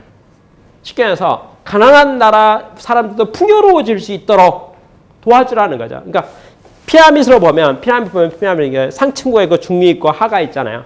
하가 있으면 그다음 이제 저 사업에 돈 벌려고 생각하니까 부자에게 잘해줘야 돈 더 번다 이런 생각해서 상위 1%에 집중하고 있다면 둘 중 하나 하라 이거예요. 1%를 벗어나서 밑으로 내리든지 그래서 중류층 있잖아요. 상류층 말고 중류층을 상류층에다 바꾸는 이게 활동을 하든지 아니면 맨 밑으로 내려가가지고 맨 밑바닥에 있는 40%의 피라미드 하부 구조를 상수화시켜 올리는 작업을 하든지 그렇게 해서 결국은 뭐냐면 온 인류가 빈곤으로부터 벗어나는 활동에 대한 기술을 개발하고 그쪽의 사업을 본격적으로 좀 하라 라고 이제 근데 거기에 관계된 사례들을 아주 많이 적어놨는데 제가 딱 그 읽고 나서 어떤 생각이 들었냐면 야 우리 대한민국에 새마을 운동이 있었잖아요. 1965년부터 있었던 새마을 운동을 누군가가 좀 잘 정리해가지고 이 저자한테 잘 이게 자료적 해주면 다음 책 낼 때 새로운 자본주의를 한다면서 대한민국의 새마을 운동 사례가 잘 이게 한 챕터를 만들 수도 있겠다 이런 생각이 들었어요. 이 책에서는 이제 어떤 사례는 방글라데시 있잖아요. 방글라데시 가난한 나라다는 거죠. 가난한 나라에 어느 한 마을이 있는데 그 마을에 모든 사람이 가난해요. 근데 거기는 너무 가난하다 보니까 통신망이 전혀 없어요. 그러니까 전화기도 없어요. TV도 없어요. 그러니까 문명의 혜택을 전혀 못 받는 거예요. 그래서 어떤 사람이 아이디어를 냈어요. 아이디어를 낸 게 뭐냐면 지금 이 그 시골 마을 방글라데시에 있는 어느 마을 있잖아요. 그 마을에 이제서 뭐 도로 내고 무슨 뭐 전신주 세우고 통신망 깔고 해서 해봐야 두 가지 문제가 있는 거예요. 첫째 1번 투자비가 많이 들고 소득이 없는 사람이 돈 나올 게 없는 거예요. 그러니까 매출이 기대되지 않는다 이거죠. 그러니까 시장으로서. 그러니까 그 사업이 안 되는 거죠. 그러니까 어느 누구도 그 방글라데시 가난한 나라, 가난한 그 지역에 뭐 도로를 내는 거랄지 그 다음에 어떤 뭐죠. 그래서 그 통신망 구축하는 것에 대해서 기관사로서 고정자산 투자를 해야 되는데 그 투자에 대해서 관심 있는 비즈니스맨이 하나도 없다 아니잖아요. 그죠? 근데 그걸 보고 이 마을을 돕기 위해서 이 마을을 어떻게 풍요롭게 만들 것인가. 그렇잖아요. 라고 연구한 사람이 있었다는 거예요. 그래서 그 사람이 그 방글라데시 그 마을에 가가지고 그 마을을 쭉 정탐 쭉 돌아보고 상황 판단한 다음에 그 아이디어를 낸 게 뭐냐면 그러면 유선은 넘어가고 무선으로 바로 가자. 무선 있잖아요. 실태조사를 한 거예요. 실태조사하고 무선으로 가자 해갖고 어떻게 하면 딱 연결해보니까 그 마을 사람들이 애먹는 게 뭐냐면 그 어디 이제 자기들 일이 그 지역 마을 안에서 일보다는 저 마을 밖에 도시들 있잖아요. 도시라고 왔다 갔다 하는 일이 많은데 교통편이 만만치가 않아요. 그러니까 어디 미팅하러 가려면 이제 뭐 2시간마다 한 대 오는 버스 기다려갖고 한두 시간 가가지고 미팅 1시간 하고 돌아오면 하루끼리 가는 거죠. 근데 전화가 있으면 5분이면 끝날 수 있는 거예요. 쉽게 말해서. 그러면 하루 시간 다 들여서 그러니까 어떤 사람 딱 보니까 어디 도시를 가서 매일같이 왔다 갔다 해요. 우리로 말하면 출퇴근하는 거예요. 가서 뭐 물건 가져오기도 하고 뭐 연락하고 정보 있잖아요. 뭐 말하는데 딱 옆에서 보니까 전화 한 통이면 끝날 만한 일을 전화기가 없으니까 전화가 없어요. 없으니까 직접 가서 얼굴 봐야 되고 그렇게 하는 거예요. 근데 시간은 둘째 문제에서도 또 차비도 발생하잖아요. 그래서 생각 아이디어가 뭐냐면 무선 전화기가 있으면 무선 전화기 있잖아요. 무선 전화기 갖고 무선 전화기 보면 저기 뭐 우리가 요금제가 있죠. 뭐 분당 뭐 3분당 얼마 이렇게 나오잖아요. 근데 그 건 딱 보니까 이제 말뜻으로 우리 한국 돈으로 한번 계산해 보자 이런 말이죠. 3분 통화하는데 100원을 내면 된다는 거죠. 예를 들어서 3분 통화 100원 내면 되는데 버스 왔다 갔다 하는 거 있잖아요. 시간은 분시하고 들어가는 차비 그게 가는데 편도 100원, 오는데 100원. 200원이다 이거예요. 그럼 전화가 있으면 이게 훨씬 더 메리트가 있는 거 아니냐. 이런 이제 판단이 된 거예요. 그래서 이분이 이제 아이디어를 낸 게 뭐냐면 이제 사업 검토 중에서 이 마을에 무선 사업자 사업을 하면 좋겠다. 라고 생각해가지고 통신회사하고 상의를 해가지고 뭐냐면 단말기 있잖아요. 단말기를 임대해 주는 거예요. 단말기 임대 사업. 근데 분당 얼마, 시간당 얼마였고 우리 그 사용료 있잖아요. 이게 다 요금 계산하죠. 그렇게 해서 그것을 이제 이 마을 사람들에게 무선 전화기 임대 사업을 해주는 거예요. 그리고 이제 충전을 시켜주는 거죠. 우리 카드 있잖아요. 이렇게 전화기 카드 충전하면 한 번 충전하면 뭐 예를 들어서 얼마요? 30분 쓸 수 있어요. 3편 쓰는데 얼마? 요금제 있잖아요. 그걸 이제 그 사업을 이분이 이제 구상을 한 거예요. 구상을 해가지고 그 마을에 이제 뭐 누구 있어야 되지 않겠어요? 그 마을에 어느 한 사람을 선출해가지고 선발하고 그 이제 쉽게 지사장을 임명한 거죠. 당시 이 마을의 책임자다. 당시 이제 영업해라. 이 마을 사람들에게 전화하는 방법, 그 전화 다이얼 누르는 방법, 통신하는 방법, 충전하는 방법, 그 이렇게 가이드하고 할 사람이 쉽게 있어야 되지 않겠어요? 그래서 어느 마을에 드디어 뭐 했습니까? 한 사람을 이제 직원으로 채용해가지고 그 사람에게 도시에 있는 그 통신망 회사하고 상의를 해가지고 무선 대여 사업이죠. 전화 사업을 비즈니스를 만든 거예요. 그랬더니 이제 어떻게 됐느냐? 이제 이 지사 직원으로 뽑힌 사람 있잖아요. 뽑힌 사람은 영업을 하게 하면 수당이 나오는 거잖아요. 실적에 의해서. 판매량에 의해서. 통신량에 의해서 수를 생기는데 그 마을 사람들이 다 계산해보니까 자기 업무상으로 전화 한 통 하면 그래서 전화 한 통 하면 끝날 일들이 있는데 그것 때문에 시간 하루길 벌리고 왔다 갔다 할 거 있잖아요. 그거 안 해도 되는 거잖아요. 그죠? 안 해도 되니까 드디어 뭐 합니까? 이 통신망을 딱 계산기 눌러봐가지고 5분만 저한테 파세요. 이제 5분. 이게 분단위로 파는 거예요. 1분, 3분, 5분, 10분, 30분. 충전량 있잖아요. 이게 분당 얼마니까. 그 서비스를 다양하게 메뉴를 만들어가지고 필요한 사람 전화 이용하도록. 그랬더니 그 마을에 드디어 외부 도시로의 통신량이 많아지기 시작한 거죠. 그러니까 어떤 사람이 옛날에는 엄청 고생을 많이 했는데 전화기로 3분, 5분, 10분 통하고 나니까 뭐 일 다 맞춰버리는 거죠. 그렇잖아요. 그러니까 그 사람은 더 쓰게 되는 거죠. 그죠? 더 쓰게 되고 아까 차비도 아끼게 되고 그러니까 계산해보니까 시너지 효과가 나오는 거예요. 결과적으로 그 마을 동네 부락에 무선 통신량이 많아져가면 많아져 갈수록 아까 그 지사 역할했던 사람의 수입도 많아지는 거죠. 많아져갖고 너무 많아져 버린 거예요. 왜냐하면 이게 비례비니까 뭐 수당 받는 게 있지 않겠어요. 통신량이 그 마을 내가 담당하는 마을이 이렇게 있는데 그 마을에 통신량이 많아지니까 이 사람 에이전트랄까 대리점 많은 사람도 수입이 너무 많아지죠. 그래서 이 기획한 사람이 그걸 풀었어요. 자유개방으로. 한 부락에 한 명만 두지 말고 두세 명 둘 수도 있겠다. 소득이 너무 올라가니까 좀 나눠서도 되지 않겠나 이거죠. 그래서 이제 그 한 부락에 한 명 있던 사람을 2명, 3명, 4명으로 늘린 거죠. 늘리니까 그러면 서비스를 더 많이 개발한 거죠. 그랬더니 뭐가 됩니까? 더 풍요로워지면서 그 마을에 모든 게 생기면서 관련된 사업도 많이 만들어지고 연관 사업도 만들어지면서 그래서 드디어 그 지역이 드디어 도시와 소통이 긴밀해지니까 새로운 사업들이 많이 되고 좋아지는 거예요. 결론을 뭘 말하냐면 자기가 이 무선 사업에 대한 것을 시작하기 전에는 아까 이제 그 마을이 GNP로 놓고 말할 때 GNP 숫자를 상징처럼 $100였다 이거죠. 근데 자기가 그 사업을 시작하고 나서 평균 소득이 $150, $200, $300 계속 올라가는 거예요.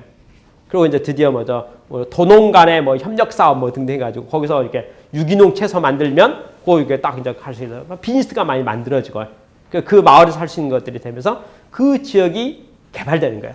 그러니까 제가 그 내용을 가만히 보면서 뭘 생각해 드리냐면 우리 대한민국에 1965년, 70년에 있었던 새마을 운동 하는 거 있잖아요. 새마을 운동에 우리 각 마을마다 부락마다 새마을 지도자가 있었잖아요. 그 새마을 지도자가 회관에 와서 막 이렇게 도로도 닦고 뭐 또 하고 막 하면서 뭐 땅도 개간하기도 하고 소득 증대를 위해서 뭐 소득 증대 사업 해가지고 썼던 그런 모든 내용하고 유사성이 있는 일들을 어떤 사람이 기획을 해가지고 방글라데시 도시에서 했는데 성공했다 이런 말이에요. 근데 성공한 정도가 이제 그 사례들이 이제 계속 나오기 시작하는데 그 사례들을 쭉 보니까 처음에는 어떻게 되냐면 돈 없는 사람에게 사업을 하게 되면 돈 못 번다.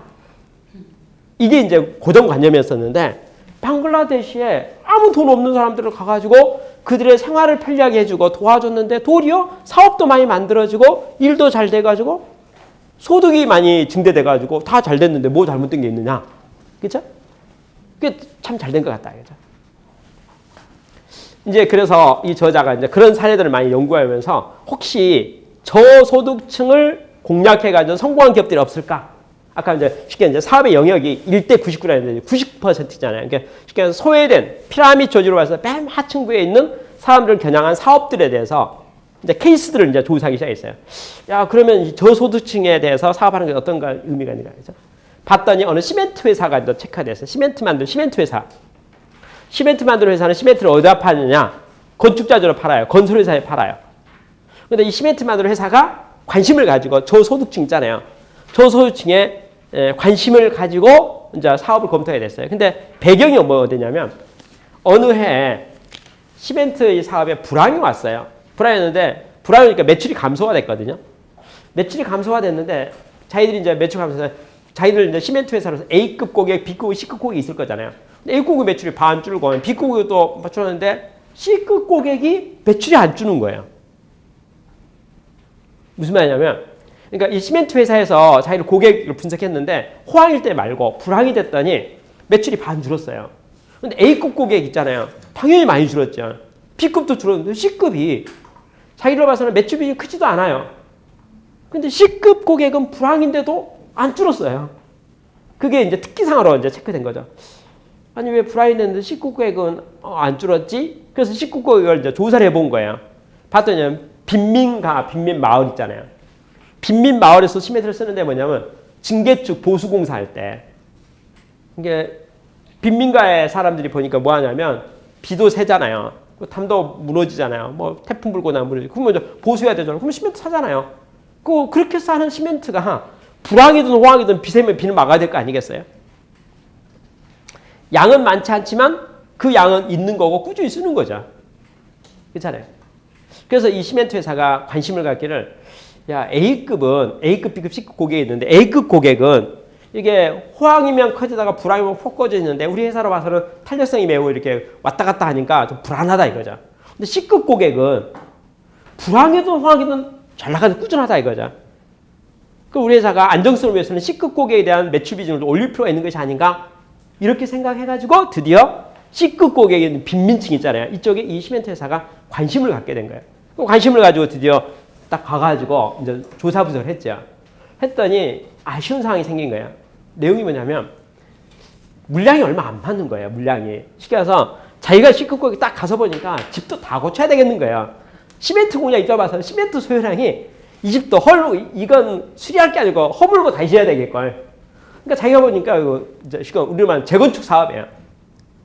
이 도시 딱 가서 보니까 모든 집과 도로와 모든 거 다 보수공사해야 되겠는 거야. 그렇죠? 자기가 보기에 시멘트 회사에 수요는 무한대로 있어요. 다만 이 사람들은 돈이 없지. 그렇죠? 그래서 수요가 없는 거죠. 그래서 이 시멘트 회사가 가만히 보다가 어떻게 하면 좋을까 이게 연구를 해봐서 연구를 했더니 어떤 아이디어를 하면 왜 이 사람들이 집이 엉망이고 비가 샌 대로 수리를 못하는가? 돈이 없어서 못하죠. 왜 돈이 없는가? 대출을 안 해주는 거야. 이렇게 집을 수리하려 하더라도 은행에 대출 받아야 되는데 목돈이 필요한데 목돈을 신용이 없으니까 담보 능력도 없으니까 은행에서 거래도 대출을 안 해주는 거예요. 그러니까 결국은 뭐 하냐면 하고 싶어도 돈이 없으니까 할 수가 없는 거야. 근데 말은 다 뭐죠? 돈만 있으면 하고 싶어 하는 거야. 그래서 이 회사가 기가 막힌 아이디어를 하나 냈어요. 여러분 우리나라 보면 그 개돈 넣는 거 있잖아요. 개. 주택 수리개. 자 보세요. 우리 12명이 사는데 12명이 이웃집 12명이 12집 있잖아요. 12명이 주택 수리개를 넣는 거예요. 12명의 돈을 모아요. 모아서 일단은 1번부터 이제 개니까 1번 12번까지 번호 나올 거잖아요. 한 달에 한 번씩 개돈 모아요. 그렇죠? 그러면 12명이 했으니까 12명분이 개돈 타잖아요. 탄 사람이 이달에 1번 집 수리하는 거죠. 개돈 모아가지고. 그렇죠? 그 다음 때는 2번 집 수리하죠. 그럼 3번하고 4번하고 5번하고 이렇게 하면 저축하는 게 시켜서 돈이 있어야지 수리할 거 아닌가. 근데 그 개를 붓게 되면 개돈 있잖아요. 개돈은 사람이 많아지면 손을 모을 수 있잖아요. 모으면 그거로 한 집 고칠 수 있잖아요. 그러니까 우리가 먼저 품앗이 해주는 거죠. 그러니까 이번 달에는 돈을 모아서 누구 집 고쳐주고, 그 다음 달에는 돈 모아서 누구 집 고쳐주고, 그 다음 달에는 돈 모아서 누구 집 고쳐주고 이렇게 이제 주택 개량 사업을 개를 모아가지고 딱 하게 되면 각자가 돈이 모아지는데 시간이 참 많이 걸리지만 우리가 목적을 가지고 그 목적을 가지고 모아서 이렇게 하면 되겠다 이거죠. 그래서 이제 이 시멘트 회사가 그 빈민가에 가가지고 그 마을 사람을 다 모아놓고 희망자 모집하는 거예요. 여러분 제가 여러분에게 이런 조건을 여러분이 주택계를 모집하시면 주택계 이게 집 개량 사업하는 거죠. 모집하시면 거기에 든 사람들은 우리가 쉽게 해서 보증해 주겠다. 그렇잖아요. 관리를 해주겠다. 이거 돈 모을 수 있도록 과제해주고 이렇게 입금 통장도 관리해주고 이렇게 해서 여하튼 우리가 또 이제 우리가 시공사가 되는 거죠. 우리 시멘트 가지고 집 주주겠다 이거죠. 자기가 저렴한 가격으로. 그런데 시멘트 회사가 집을 이제 하는데 시멘트만 갖고 집을 못 짓죠. 뭐 건축 자재가 있어야 되잖아요. 근데 시멘트 회사의 고객이 다 누구냐면 건축 자재상들이죠. 쉽게 해서 뭐 집 짓는 사람들 있잖아요. 집 짓는 사람들 쓰는 건축 자재들이 다 시멘트 회사 다 연관성이 있죠. 근데 일반적인 사람이 건축 자재 살려면 마루장판 사든지 뭐 살려면은 소매가로 사야 되잖아요. 근데 시멘트 회사는 대기업이죠. 그러니까 대기업이 쉽게 말해서 사면 도매가로 살 수도 있잖아요. 그래서 주택계를 모아가지고 이 시멘트 회사가 쉽게 해서 설계도도 만들고, 그러니까 설계도, 표준 설계도 부탁해가지고 설계도 만들어가지고 필요한 건축자재 표준 모델 있잖아요. 표준 설계를 딱 해가지고 가격을 딱 하는데 일반 개인이 그렇게 수리하려면 돈이 500만 원 들어간다면 280만 원으로 딱 견적 나오도록 딱 맞춰버린 거죠. 그러니까 일반 시중에서 하면 그 가격이 더 훨씬 싼 거예요. 그러니까 거의 3분의 2 가격, 3분의 33% 정도 가격이 싸면서 좋은 품질 좋은 것을 이 대기업이 실온 보증 딱 보증하는 거죠. 그리고 아까 건축 자재 회사들은 개인에게 가난한 사람에게 물건을 파는 것이 아니고 이 시멘트 회사에게 시멘트 구매팀에서 딱 나가고 발주서가 나가는 거죠.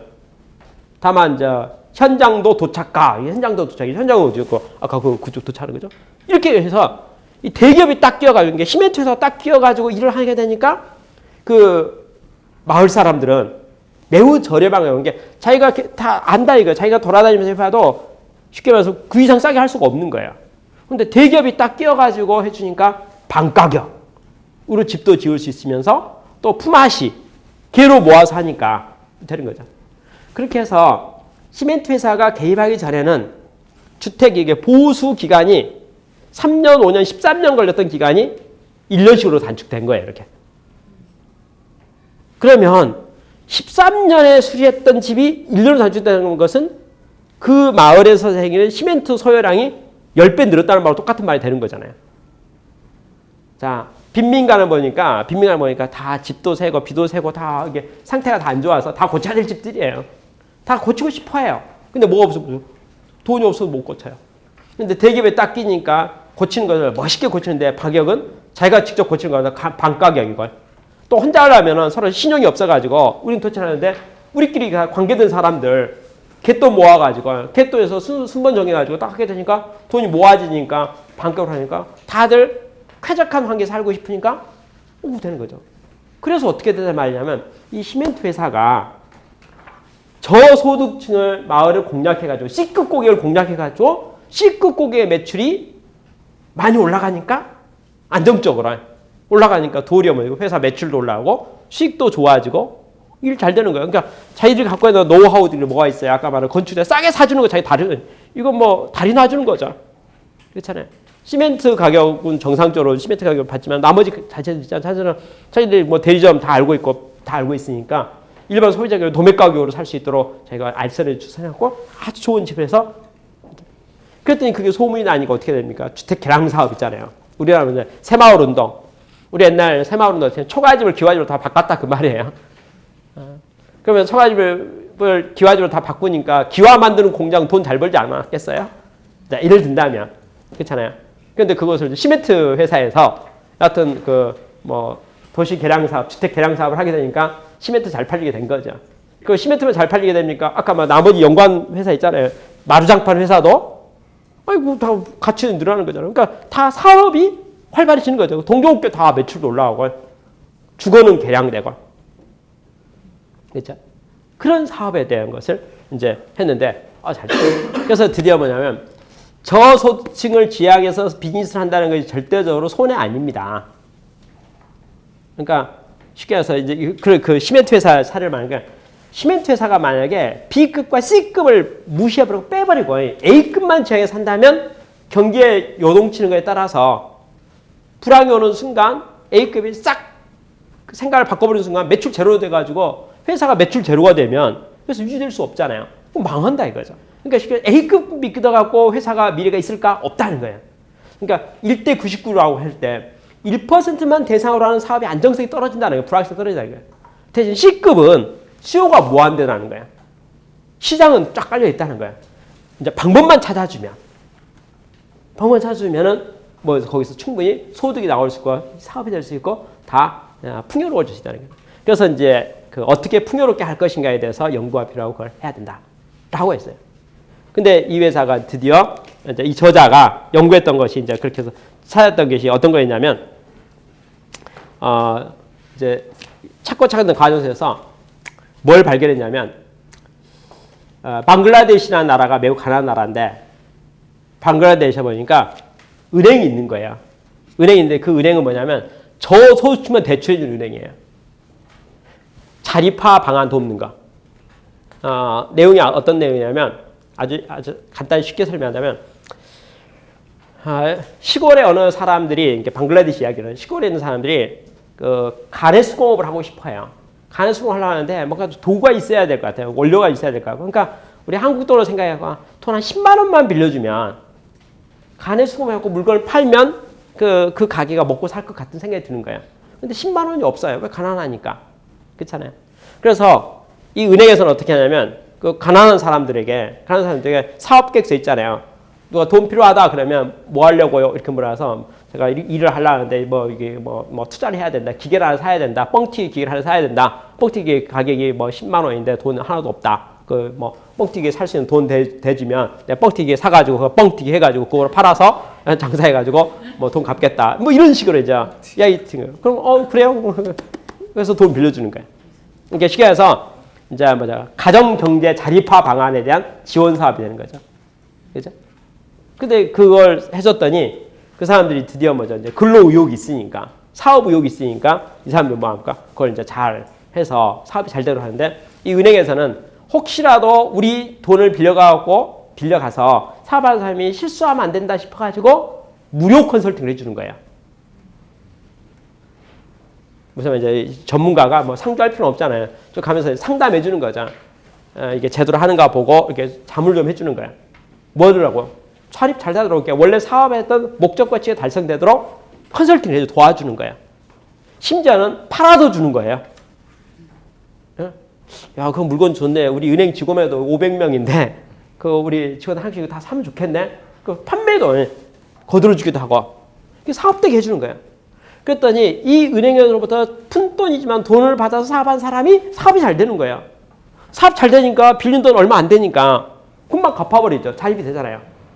그러면 그 옆에 사람 또 추천해주면 또 해주고 해갖고 드디어 이것이 이제 돈을 많이 이제 빌려주는데 그 수가 몇백만 명까지 올려서 방글라데시가 제일 큰 은행으로 성장해버린 거예요. 근데 이 은행이 뭐라고 말하는지 아세요? 2015년까지 방글라데시의 빈곤층이 반으로 주는데 우리 은행이 기여했으면 좋겠다 이렇게 말하는 거예요. 그리고 2020년, 2030년 돼가지고 우리한테 돈을 빌려갈 사람이 없어질 정도 다 풍요로워지고 우리 은행이 문을 닫았으면 좋겠다는 거야. 이게 은행의 비전이에요.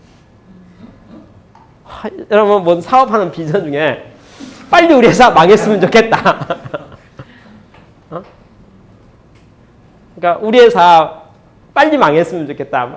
빨리 망했으면 좋겠다. 근데 우리는 빈민층을 돕는 은행이니까 쉽게 말해서 아까 자립 있잖아요. 그러니까 그 조건 다 이렇게 쉽게 해서 말뜻이 뭐냐면 매우 가난한 사람들 자립해서 우리가 충분히 도와가지고 그들이 계속적으로 이렇게 경제적으로 자립할 수 있도록 우리는 적극적으로 돕겠다. 이게 돈도 대주고 그다음에 이게 사람도 좀 서포팅 해줘서 사업이 성공할 수 있도록 우리가 물심양면으로 도와가지고 빈곤층에 벗어날 수 있도록 도와줄 작업에 우리가 목숨 걸겠다. 그렇죠? 그래서 2015년까지 2015년까지 방글라데시에 있는 모든 가난한 사람을 반 줄이는데 우리가 기여하고 싶다. 반 줄도록 하겠다. 그리고 장차 어느 때가 되면은 가난한 사람이 한 명도 없어갖고 이제 그 은행에 있으면 대출 한 달에 금액이나 규모 있잖아요. 그래서 거기에 해당 사항이 없는 거죠. 이게 이 은행에서 규정하는 빈곤층이 하나도 없는 거죠. 그렇잖아요. 그렇게 돼가지고 은행이 없어지도록까지 우리가 이렇게 노력하겠다. 이런 비전을 갖고 하는 은행이 있는데 현재 방글라데시에서 그 은행이 보니까 넘버1이더라는 거예요. 그런데 더 재미난 게 뭐냐면 A급 아까 돈 잘 버는 사람들에게 돈을 빌려주니까 불황이 오고 사업이 망하면 돈을 떼는 경우도 있다는 게 큰 돈도 회사도 부도 나는 거예요. 옛날에는 없었던 말인데 요즘에 대마불사 그런 말도 있었어요. 대마불사면 큰 회사는 안 망한다 이게 절대 안 망한다 이거죠. 근데 요새는 경제가 너무 뭐 그러니까 대마도 사하는 거예요. 대마불사가 아니고 대마도 죽는 거예요. 근데 대마가 그렇게 죽으니까 뭐가 됩니까? 은행도 타격을 입게 되는 거죠. 요새 우리나라의 저축은행이 망하고 이제 막 이게 부도 나고 막 합병되고 매각되고 막 그러잖아요. 근데 그것의 원인의 99.9%가 뭐 프로젝트 파이낸싱 해가지고 재개발 사업들이에요. 그래서 이렇게 쉽게 좋은 아이디어를 가지고 이거 이제 땅 사가지고 집 지어서 분양하면 분양가격이 얼마니까 받으면 그 돈을 싹 하면 프로젝트 끝나면 우리가 다 관계자 다 돈 번다라고 생각해서 드디어 땅을 산 거예요. 그렇죠? 그 돈 빌려가지고 건축하려고 다 했는데 이게 부동산 가격이 떨어지죠. 그 분양 자신이 없죠. 그러니까 그래서 홀딩돼 버리고 한 거죠.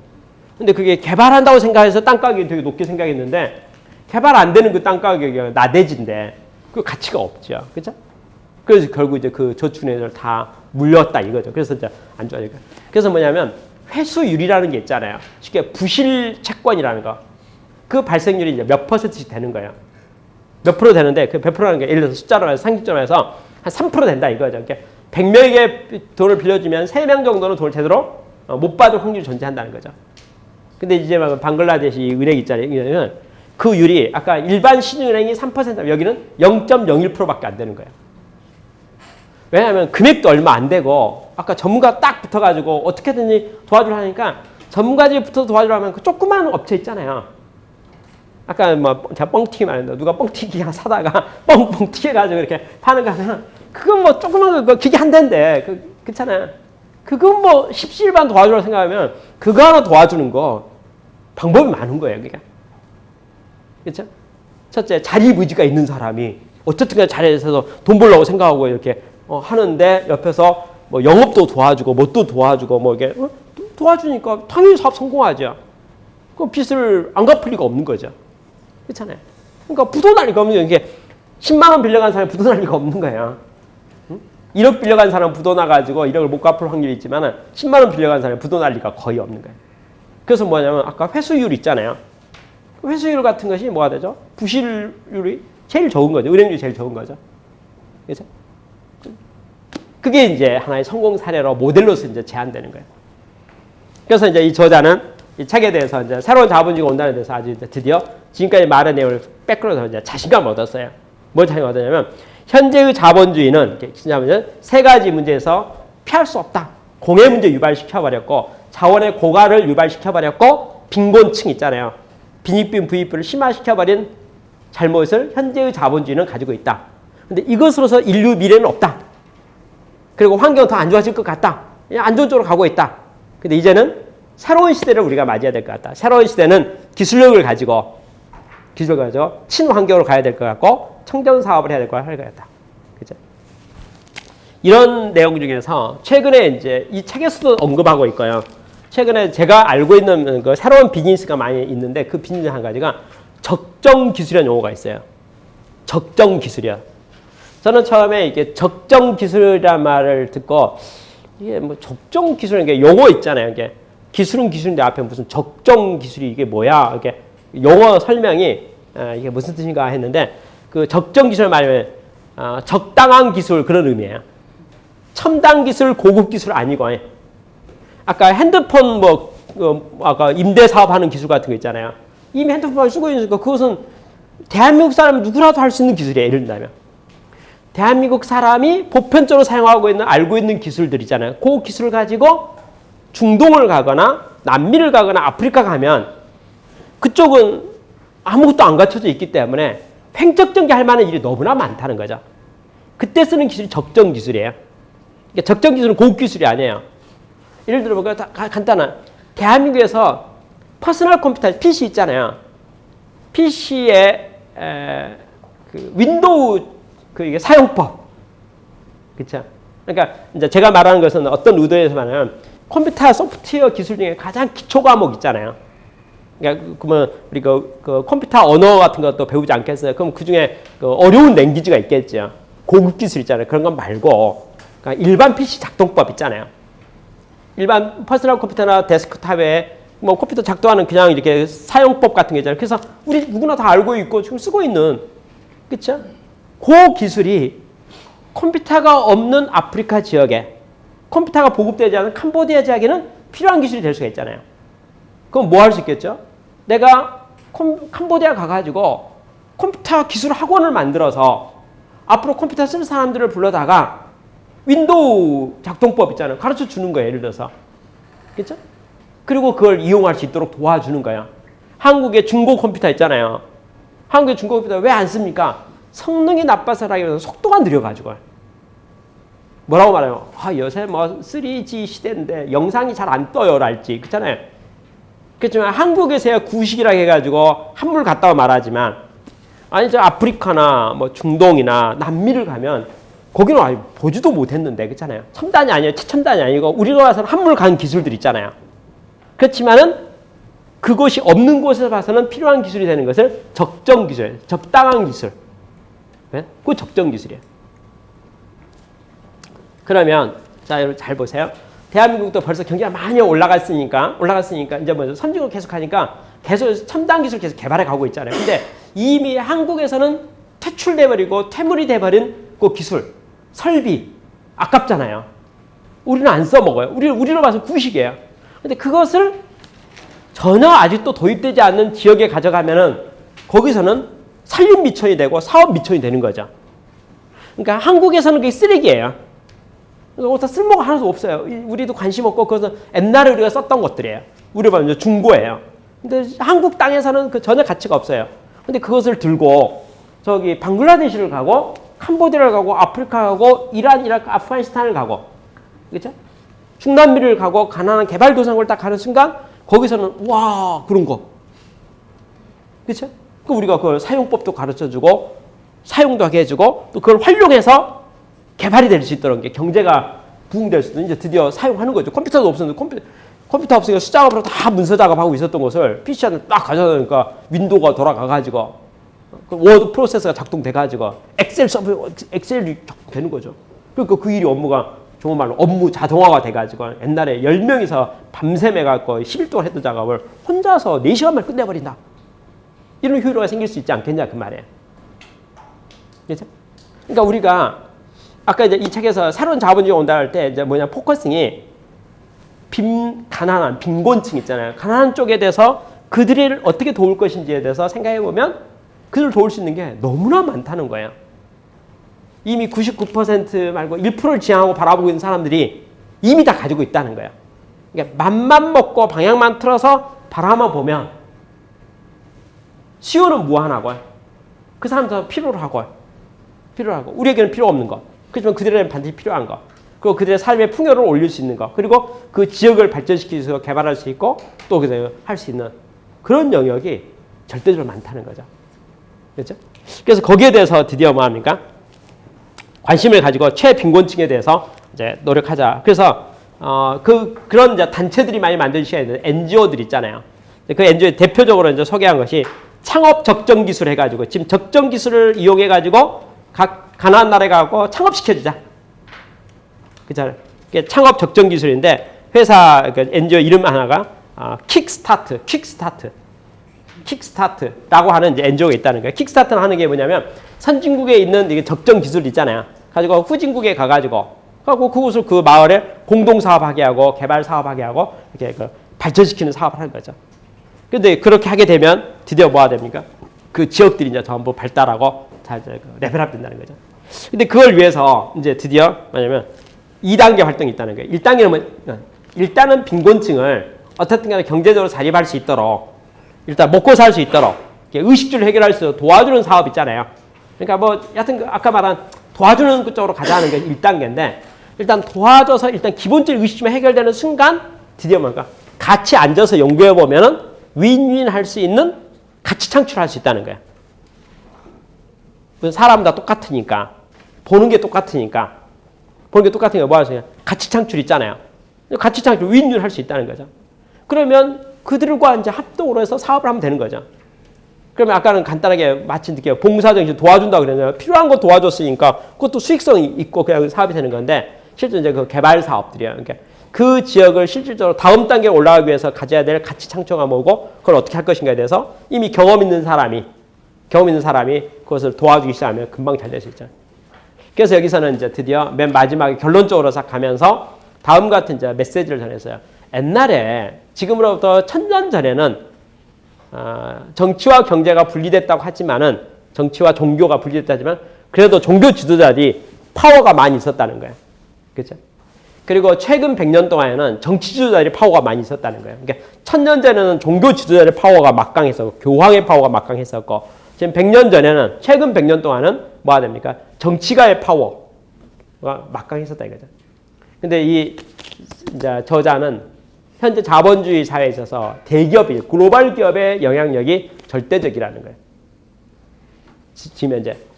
그래서 이제 전 세계에 있는 모든 대기업이 특히 글로벌 기업들이 자기들의 시장을 1%를 주목하지 않고 99%를 주목해가지고 전 세계에 있는 빈곤층에서 벗어나도록 돕는 일에 헌신하게 된다면 새로운 자본주의와 새로운 시대가 열릴 것이다. 기업은 기업대로 계속 성장 발전이 보장될 뿐만 아니라 그거 될 거다. 그러면서 이제 전 세계에 있는 글로벌 기업들에 대해서 이제 동참을 이제 호소하고 있죠. 거기 이제 방향제시하고 있죠. 근데 주의사항을 몇 가지 내놨어요. 주의사항이 뭐냐면 나이키 있잖아요. 나이키 신발 회사. 나이키 회사가 그런 뜻의 호감을 가지고 우리가 가난한 사람들에게 신발을 제공해야겠다라고 해가지고 일을 했다는 거예요.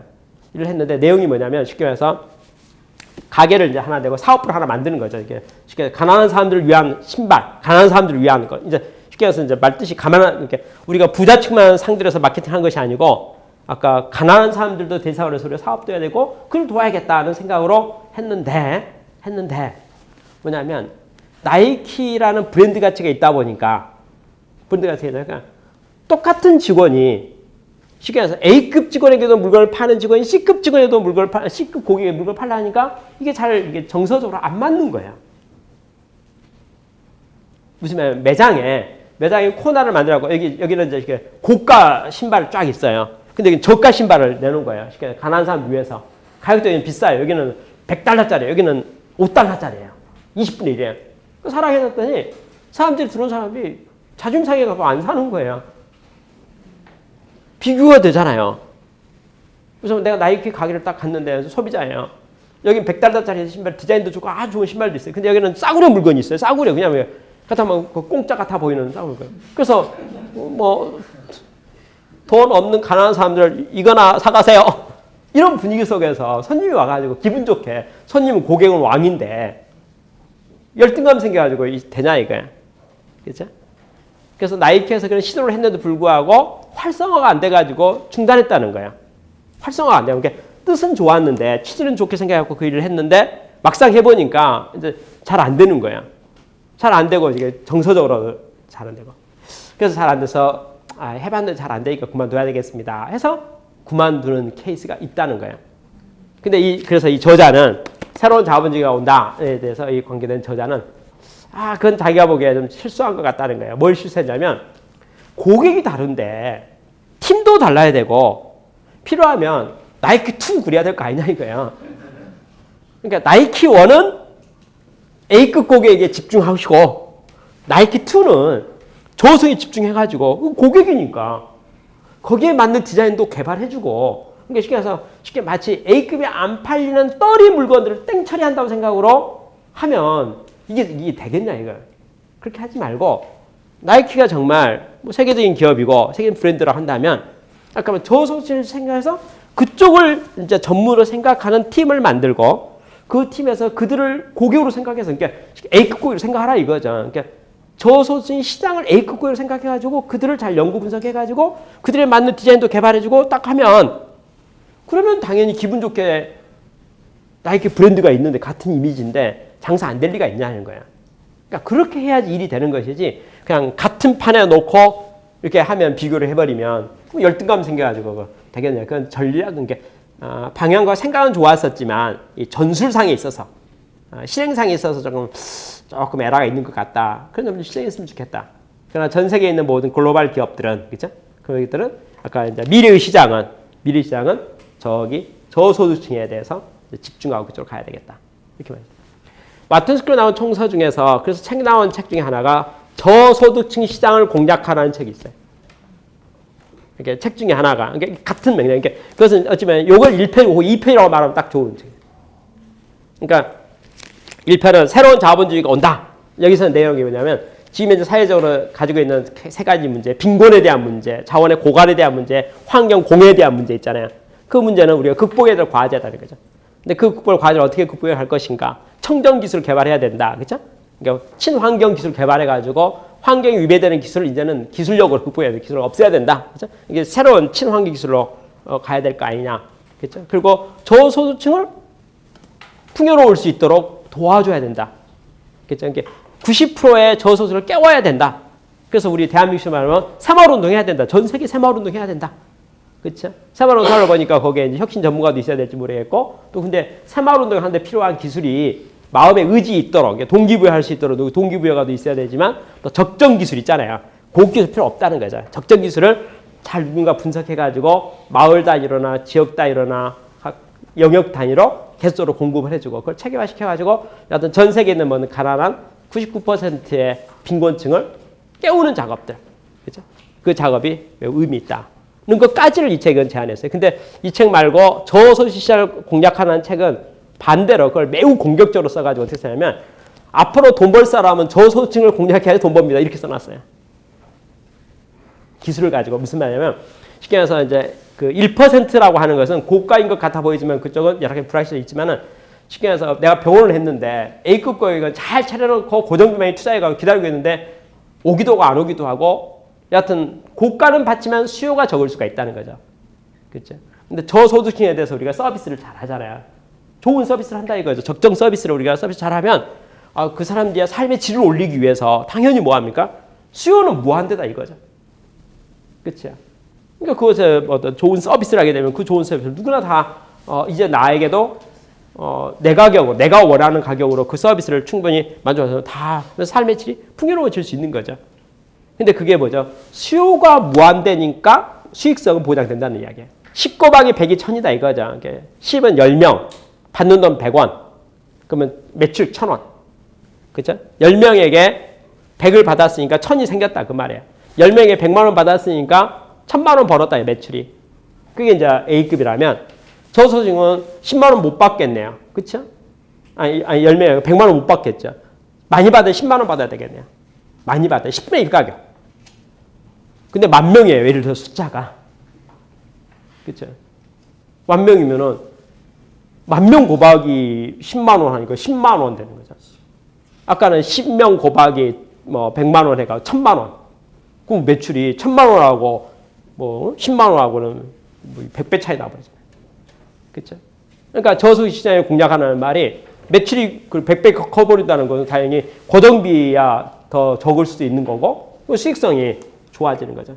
그러니까 저소득 시장을 공략하는 패커싱에서는 계속 주장하는 말 중에 목소리가 뭐 어떤 목소리냐면 저소득층을 공략하면 수익률이 50% 될 수 있다 이렇게도 말해요.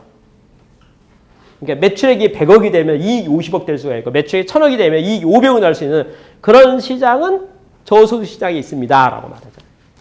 그런데 아까 말한 고소득층을 대항한 시장이라는 것은 고정비 많이 들어가야 되고 그 다음에 불확실성이 매우 존재하고 그 다음에 BEP가 매우 높기 때문에 실질적으로는 여러 면에서 수익성이 안 높을 수가 있다는 거예요. 그래서 미래 산업은 저소득 가야 된다라고 이제 그렇게 말하죠. 그래서 드디어 말했던 내용들을 좀 종합 정리를 몇 가지를 하도록 하겠습니다. 첫째, 여기서는 이제 큰 이유로 그린을 넘어서서라는 키워드를 써서 큰 단어를 그린을 넘어서서라는 말이 그린이라는 말이 이제 환경을 말합니다. 환경. 단순하게 그냥 의무적으로 부담감 없이 이게 법이 규제되잖아요. 여기 이제 법에서 뭐라고 할까? 이제는 뭐 환경 규제도 하고 이제는 그 CO2 얼마 줄여야 된다. 이렇게 해서 이제 환경 규제가 까다로워지니까 거기에 이제 끌려가가지고 이제 기업하기 힘들어요. 이렇게 말한다 이거죠. 근데 그것을 그렇게 생각할 문제가 아니고 당연히 시대를 바뀌었으니까 이제 새로운 자본주의로 도전해서 그린을 넘어서서 가야 될 것이 아닌가 이렇게 말하고. 그다음 두 번째는 기업의 수명에 대한 이야기가 있어요. 기업의 수명이 뭐냐면 어떠면 기업의 수명이 제품의 라이프 사이클이 한계가 있다 보니까 결국은 어떻게 됩니까? 제품 라이프 사이클에서 기업도 망한다 이거죠. 그 요즘에 나와 있는 많은 책자에는 숫자들 통계 데이터를 보면은 옛날에 기업의 수명을 10년 잡았었어요. 아니 30년 잡았는데 줄고 요즘 10년 잡아요. 그런데 최근에 나오는 신간도서들을 보면 통계치 중에 노키아 같은 회사 있잖아요. 노키아 뭐 2, 3년 전까지만 해도 세계 1등으로서 핸드폰 쪽에 아주 절대 강자로 자리를 꽉 차지하고 있었잖아요. 근데 올해 2012년 올 봄에 저기 뭐 챕터 11 우리로 하면 법정 관리 그렇게 이제 어려워졌죠. 그 매출 시장 점유율 한 40% 되던 시장 점유율이 8%까지 내려갔어요. 그러면 사실 시장 점유율 40%가 8% 됐다는 것은 망한 거랑 똑같죠. 쉽게서 8%도 지금 크다고 말할 수 있겠지만 절대 강자 세계 1등이었는데 그거 그렇죠. 그래서 이제 모든 기업이 뭐 하다 영속하지 못하고 매우 사이클이 짧아지고 어렵다, 환경이 어렵다 이렇게 말하죠. 근데 여기서 이 책에 새로운 자본주의 공단에서 저소득층을 공략하면 그렇죠. 그쪽에 집중하면 어떻게 됩니까? 큰 돈 벌 수 있을 뿐만 아니라 절대 안 망한다. 절대 안 망한다. 이렇게 망하고 싶지 않으면 회사가 영속하고 싶으면 뭐 합니까? 저소득층에 가서 그들의 빈곤을 탈출시키는 데 기여해라. 그게 가야 될 길이다. 모든 기업이 영속하고 싶은 모든 기업은 빈곤층에 도전해가지고 빈곤층을 풍요로운 사람이 될 수 있도록 돕는 일에 헌신해라. 그러면 그 일은 무한대로 있기 때문에 시장이 무한대로 있기 때문에 왜? 지구상에 가난한 사람 수가 너무 많기 때문에 그들을 풍요롭게 돕고자 하는 그 시장이라는 무한대로 있기 때문에 기업이 영속할 수 있다. 이런 것을 이제 매우 강하게 이야기하고 있어요. 그다음 한 가지 더 있는 것이 여기서 이제 토착화, 토종화. 그러니까 토종화라는 용어가 있어요. 토종화. 토종화가 뭐냐면 우리 모두는 겉멋이 많이 들어가지고 과부 심정 과부가 안다고 빈곤층이 무슨 생각을 갖고 어떻게 사는지 우리는 알지 못한다 이거예요. 그러니까 우리가 이 자리에서 뭐 어떤 계획을 세우더라도 그것이 적합한지에 대한 것은 알 수가 없다는 거예요. 그래서 어떻게 됩니까? 우리 중에 일부는 빈곤층에 가서 같이 살고 있어야 된다는 거예요. 그 마을 가서 살아야 된다는 거예요. 그들과 24시간 같이 교류하고 있어야 된다는 거예요. 그걸 적어도 6개월 있어야 된다는 거예요. 그러면 뭐가 될까요? 현저화 되는 거죠. 그러니까 그 목소리 아까 그 눈높이랄까 그 모든 거 있잖아요. 그러니까 진짜 당신이 빈민층을 상대로 해서 사업을 하고 비즈니스를 하고 싶다면 당신이 빈민층과 함께 가야 된다는 거죠. 함께 가려면 당신 동료가 어디가 있습니까? 그 자리에 가서 그 삶의 현장에서 같이 살고 있어야 된다는 거죠. 그래서 거기서 같이 24시간 같이 있으면서 거기서 들려오는 목소리에 현재 우리가 갖고 있는 기술과 자본과 네트워크가 그걸 가지고 그 사람들을 진심으로 어떻게 도울 것인가 필요한 게 무엇인지를 찾아가지고 필요한 일을 도와주고 있으면 그것은 딱 맞는 일이 될 수 있다는 거죠. 그게 뭐냐? 토종화가 되고 토착화가 되는 거죠. 그러니까 토종하고 토착화가 되면 딱 눈높이가 맞기 때문에 사업이 안 될 리가 없다는 거죠. 근데 우리가 비행기 타고 다녀버리고 KTX 타고 다니고 거기는 저기 그 가난한 동네고 가난한 지역이니까 아예 가보지도 않고 멀리 사진으로만 보고 이래 가지고는 토착화, 토종화가 X 불가능하다 이거죠. 그러면 미래 자본주의는 새로운 자본주의 어떻게 합니까? 99%와 함께 가야 됩니다. 그죠? 그러니까 미래가 함께 건설해 가야 됩니다. 그러니까 그쪽에 가서 그들과 함께 호흡을 같이 하고 거기에 관계된 필요성에 대한 걸 잘 발굴해갖고 현재 우리가 알고 있는 지식과 정보 수준 내에서 우리가 뭐 할 수 있습니까? 할 게 없다 이게 아니고 가서 들여다보면 현재 우리가 가지고 있는 게 너무나 많다는 거죠. 제가 아주 지나가는 말로 아무런 지나가는 말로 한마디만 한다면 요새 제가 보니까 동남아시아 쪽이랄지 몽골이랄지 이런 거 개발도상 국가라 할까? 경제적으로 우리가 좀 떨어진 국가 있잖아요. 그곳에 보니까 한국어 열풍이 있더라고요. 캄보디아를 비롯해서 태국을 비롯해서 무슨 베트남을 비롯해서 한류 열풍도 있고요. 한국어 열풍이 있어요. 그러면 저와 여러분이 아프리카를 가든지 그죠? 어느 나라를 가더라도 한국어 원어민 교사로서는 퍼펙트하겠다 생각이 들더라고요. 우리나라에도 영어 공부하려면 그 학원에 오면 원어민 교사가 와서 있잖아요. 원어민 교사의 특징, 미국서 태어났다는 거잖아요. 그렇죠? 그러니까 제가 새로운 자본주의가 온다 이 책을 가만히 보면서 생각한 내용이 뭐냐면 우리 시대에 현재 우리가 나가 생각할 때는 우리끼리 있으니까 상대평가해가지고 우리가 매우 부족함을 느껴요. 상대적 평가해가 열등감도 느끼고 그러니까 나는 왜 갖춘 게 없어? 나는 왜 이렇게 이런 상대평가해갖고 우리끼리 할 때는 내 현재 모습이 매우 이제 미래가 불확실해 보이는 거죠. 그렇죠? 근데 조금 더 시야를 넓혀가지고 이제 지구촌으로 바라보면 대한민국에 태어났다는 것 자체만 가지고 이미 벌써 가지고 있는 게 너무 많다는 거죠. 그리고 내가 현재 가지고 있는 실력과 기술과 안목 있잖아요. 만 가지고도 전 세계 어디를 가더라도 비즈니스 할 수 있는 것이 무한대로 있다는 거죠. 그렇죠? 제가 이집트 카이로에 갔는데 어느 학교 앞을 갔어요. 큰 대학교 학교 앞에 갔는데 학교 앞에 딱 갔는데 출근 시간, 등교 시간이었어요. 아침 8시 정도 돼가 8시, 9시 돼가지고 속속들이 스쿨버스들이 이제 학교 앞에 도착을 해가지고 학생들이 내려서 학교로 들어가는 거예요. 근데 차가 많이 막히니까 저 이제 어디 가다가 학교 앞에서 이제 정체가 돼가지고 가만히 차 속에 있었어요. 차 속에 있어서 카이로의 이집트 대학생들이 등교하고 있는 모습을 관찰했어요. 관찰했는데 모든 학생이 손에 책을 하나도 들지 않고 노트가 없더라고요. 버스에서 내리는데 학교로 등교하는데 다 맨손으로 그냥 걸어서 학교를 다 가는 거예요. 우리 대한민국에서는 어느 학교 앞을 가더라도요. 그 두꺼운 책 있잖아요. 한 권이든 두 권이든 꼭 이렇게 들고 노트 한 권. 여기서 딱 보면은 책을 딱 들고 있고 오늘 또 아까 오는데 저기 지하철에 딱 오는데 관리회계 저거 제목을 저기 두꺼운 책 있잖아요. 그게 한국의 대학생의 특징이죠. 보면 알잖아요. 학생 표가 딱 나잖아요. 근데 이집트 대학생은요. 제가 이집트 가서 카이로에 가서 보니까 등교하는 학생의 100%가 빈손으로 출근해. 빈손으로 이렇게 등교를 하고 체한권 없어요. 노트도 없어요.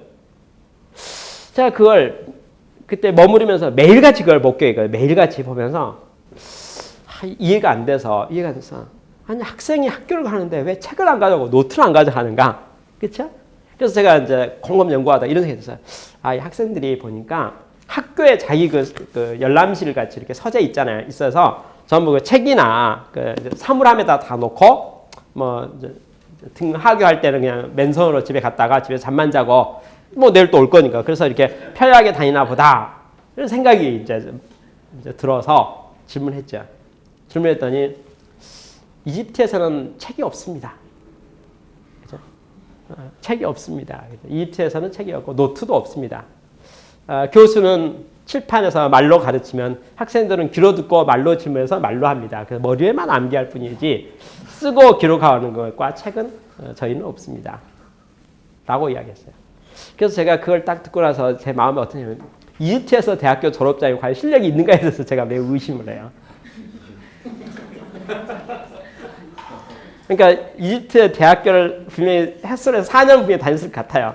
이집트에서 어느 대학을 졸업한 대학생 있잖아요. 졸업한 학생의 학력 있잖아요. 학력이 4년 동안 노트 한 권 없이 책 한 권 보지 않고 수업만 들은 학생. 그렇죠?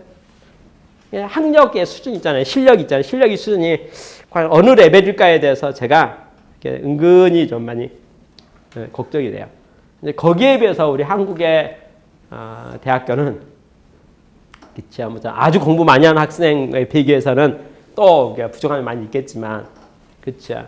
한국에서 대학교를 졸업했다는 그 학력만 가지고도 이집트 가면은 박사 위에 박사. 그렇죠? 실력에 있어서 실력 아는 지식만 거도 박사의 박사 레벨이 될 것 같다는 생각이 첫 번째로 들 뿐만 아니라 우리가 갖고 있는 네트워크 있잖아요. 한국 사람이라는 사람이 갖고 있는 네트워크, 우리가 알고 있는 본 것들 있잖아요. 우리는 보고 듣고 느낀 거 있잖아요. 우리 삶 가운데 보고 듣고 느낀 것이 이집트란 나라에서는 경험해보지 않은 미래의 모습이거든요. 그렇죠? 그러니까 이집트 사람이 경험해보지 않은 미래의 모습을 우리는 살고 있어요. 지금 일상생활에서 살고 있는 거예요. 그러니까 우리가 이집트 가가지고 딱 보면은 가이드 해주는 거에 있어서 퍼펙트하지요. 우리도 옛날에 그랬었고 여러분도 어떤 방향으로 가야 될 거고 그래서 뭘 해야 될 거고 우리 순서도 생각하고 그래서 우리나라 1960년대에 있었던 일들 70년대에 있었던 일들 80년대 초반에 있었던 일들 80년대 후반에 있었던 일들 90년대 초반에 있었던 모든 일들을 우리가 좀 되새김질 해보면서 하면서 이집트를 딱 보면은 모든 사람, 모든 회사, 모든 조직, 모든 지역에 도와줄 일이 실질적으로 딱 스텝 바이 스텝으로 딱 맞는 일이 딱 많다는 거죠. 미국 사람이 쓰다 보니까 미국식으로 썼어요. 이분이 한국에 태어나자는 게 참 부러워요. 그래서 제가 이분에게 나중에 기회가 되면 자료를 좀 한국 자료를 새마음으로 좀 줘야겠다 이런 생각이 든다니까요. 이분은 뭐냐면 적정 기술로서 설명을 다 했어요. 이렇게 적정 기술이 적당한 기술 있잖아요. 이게 도움이 돼서 이게 쉽게 말해서 수준이 낮은 사람에게 도움이 될 만한 기술 그거 하면 좋겠는데 이렇게 썼어요. 그렇죠? 근데 한국은요. GNP 100달러로부터 GNP 2만 달러까지 한 세대 올라온 민족이 지구상의 유일한 민족이 한민족이에요. 그렇죠? 그래서 우리 한국 사람은 아프리카 지역을 딱 가거나 어느 나라를 가더라도 수준에 맞춰 눈높이에 맞춰가지고 우리는 100달러의 시절이 있었고 500달러의 시절도 있고 1000달러도 있었고 5000달러도 있고 10,000달러 다 우리는 다 경험한 민족이 한민족이고 대한민국 사람이에요. 그렇죠? 그러니까 우리가 어느 지역을 딱 가더라도 딱 보는 순간 저기는 1969년 모습이고 저희는 1974년 모습이고 저는 1989년 모습이고 저희는 1992년 모습이죠. 그게 우리는 짚어줄 수가 있고 그때 우리 상황을 우리가 이해하고 있고 그 적합한 기술을 딱딱 맞춰서 적정 기술이고 토탈 기술 있잖아요. 맞춤형 토탈 기술. 그렇죠? 로드맵을 만들어줄 수 있죠. 10년짜리 로드맵을 만들어줄 수 있죠. 그렇잖아요. 그러니까 당신들 올해는 어떻게 해갖고 GNP 100달러를 300까지 일단 올리고 내년은 뭘 해가지고 300을 1000으로 올리고 그 다음에는 뭘 해갖고 1000을 2000 올리고 그렇죠. 그 다음에는 뭘 해가지고 2000을 5000 되게 도전해가고 3년 만에 5000 되면 그 다음에 5000부터 10,000달러 될 때까지 어떻게 해요? 그렇죠. 우리나라 10,000달러 됐을 때 GNP 10,000달러 됐을 때 자동차 마이카 붐이 일었거든요. 그렇죠. 그럼 우리는 그 나라에 어느 시점에 자동차는 들어올지 우리는 다 안다 이거예요. 우리는 경험했으니까. 그럼 우리가 자동차 부부 회사들 들어가려면 빨리 우리가 가야 될 지역에 10,000달러 되도록까지 그렇잖아요. 이제 상징적으로 10,000달러 되도록까지 경제개발 해줄 필요가 있네요. 그러고 나서 장수산업도 또 그쪽에 접목이 되도록 또 해줄 필요가 있네요. 이런 노하우를 가지고 있는 퍼펙트한 민족이 대한민국이에요. 그렇죠.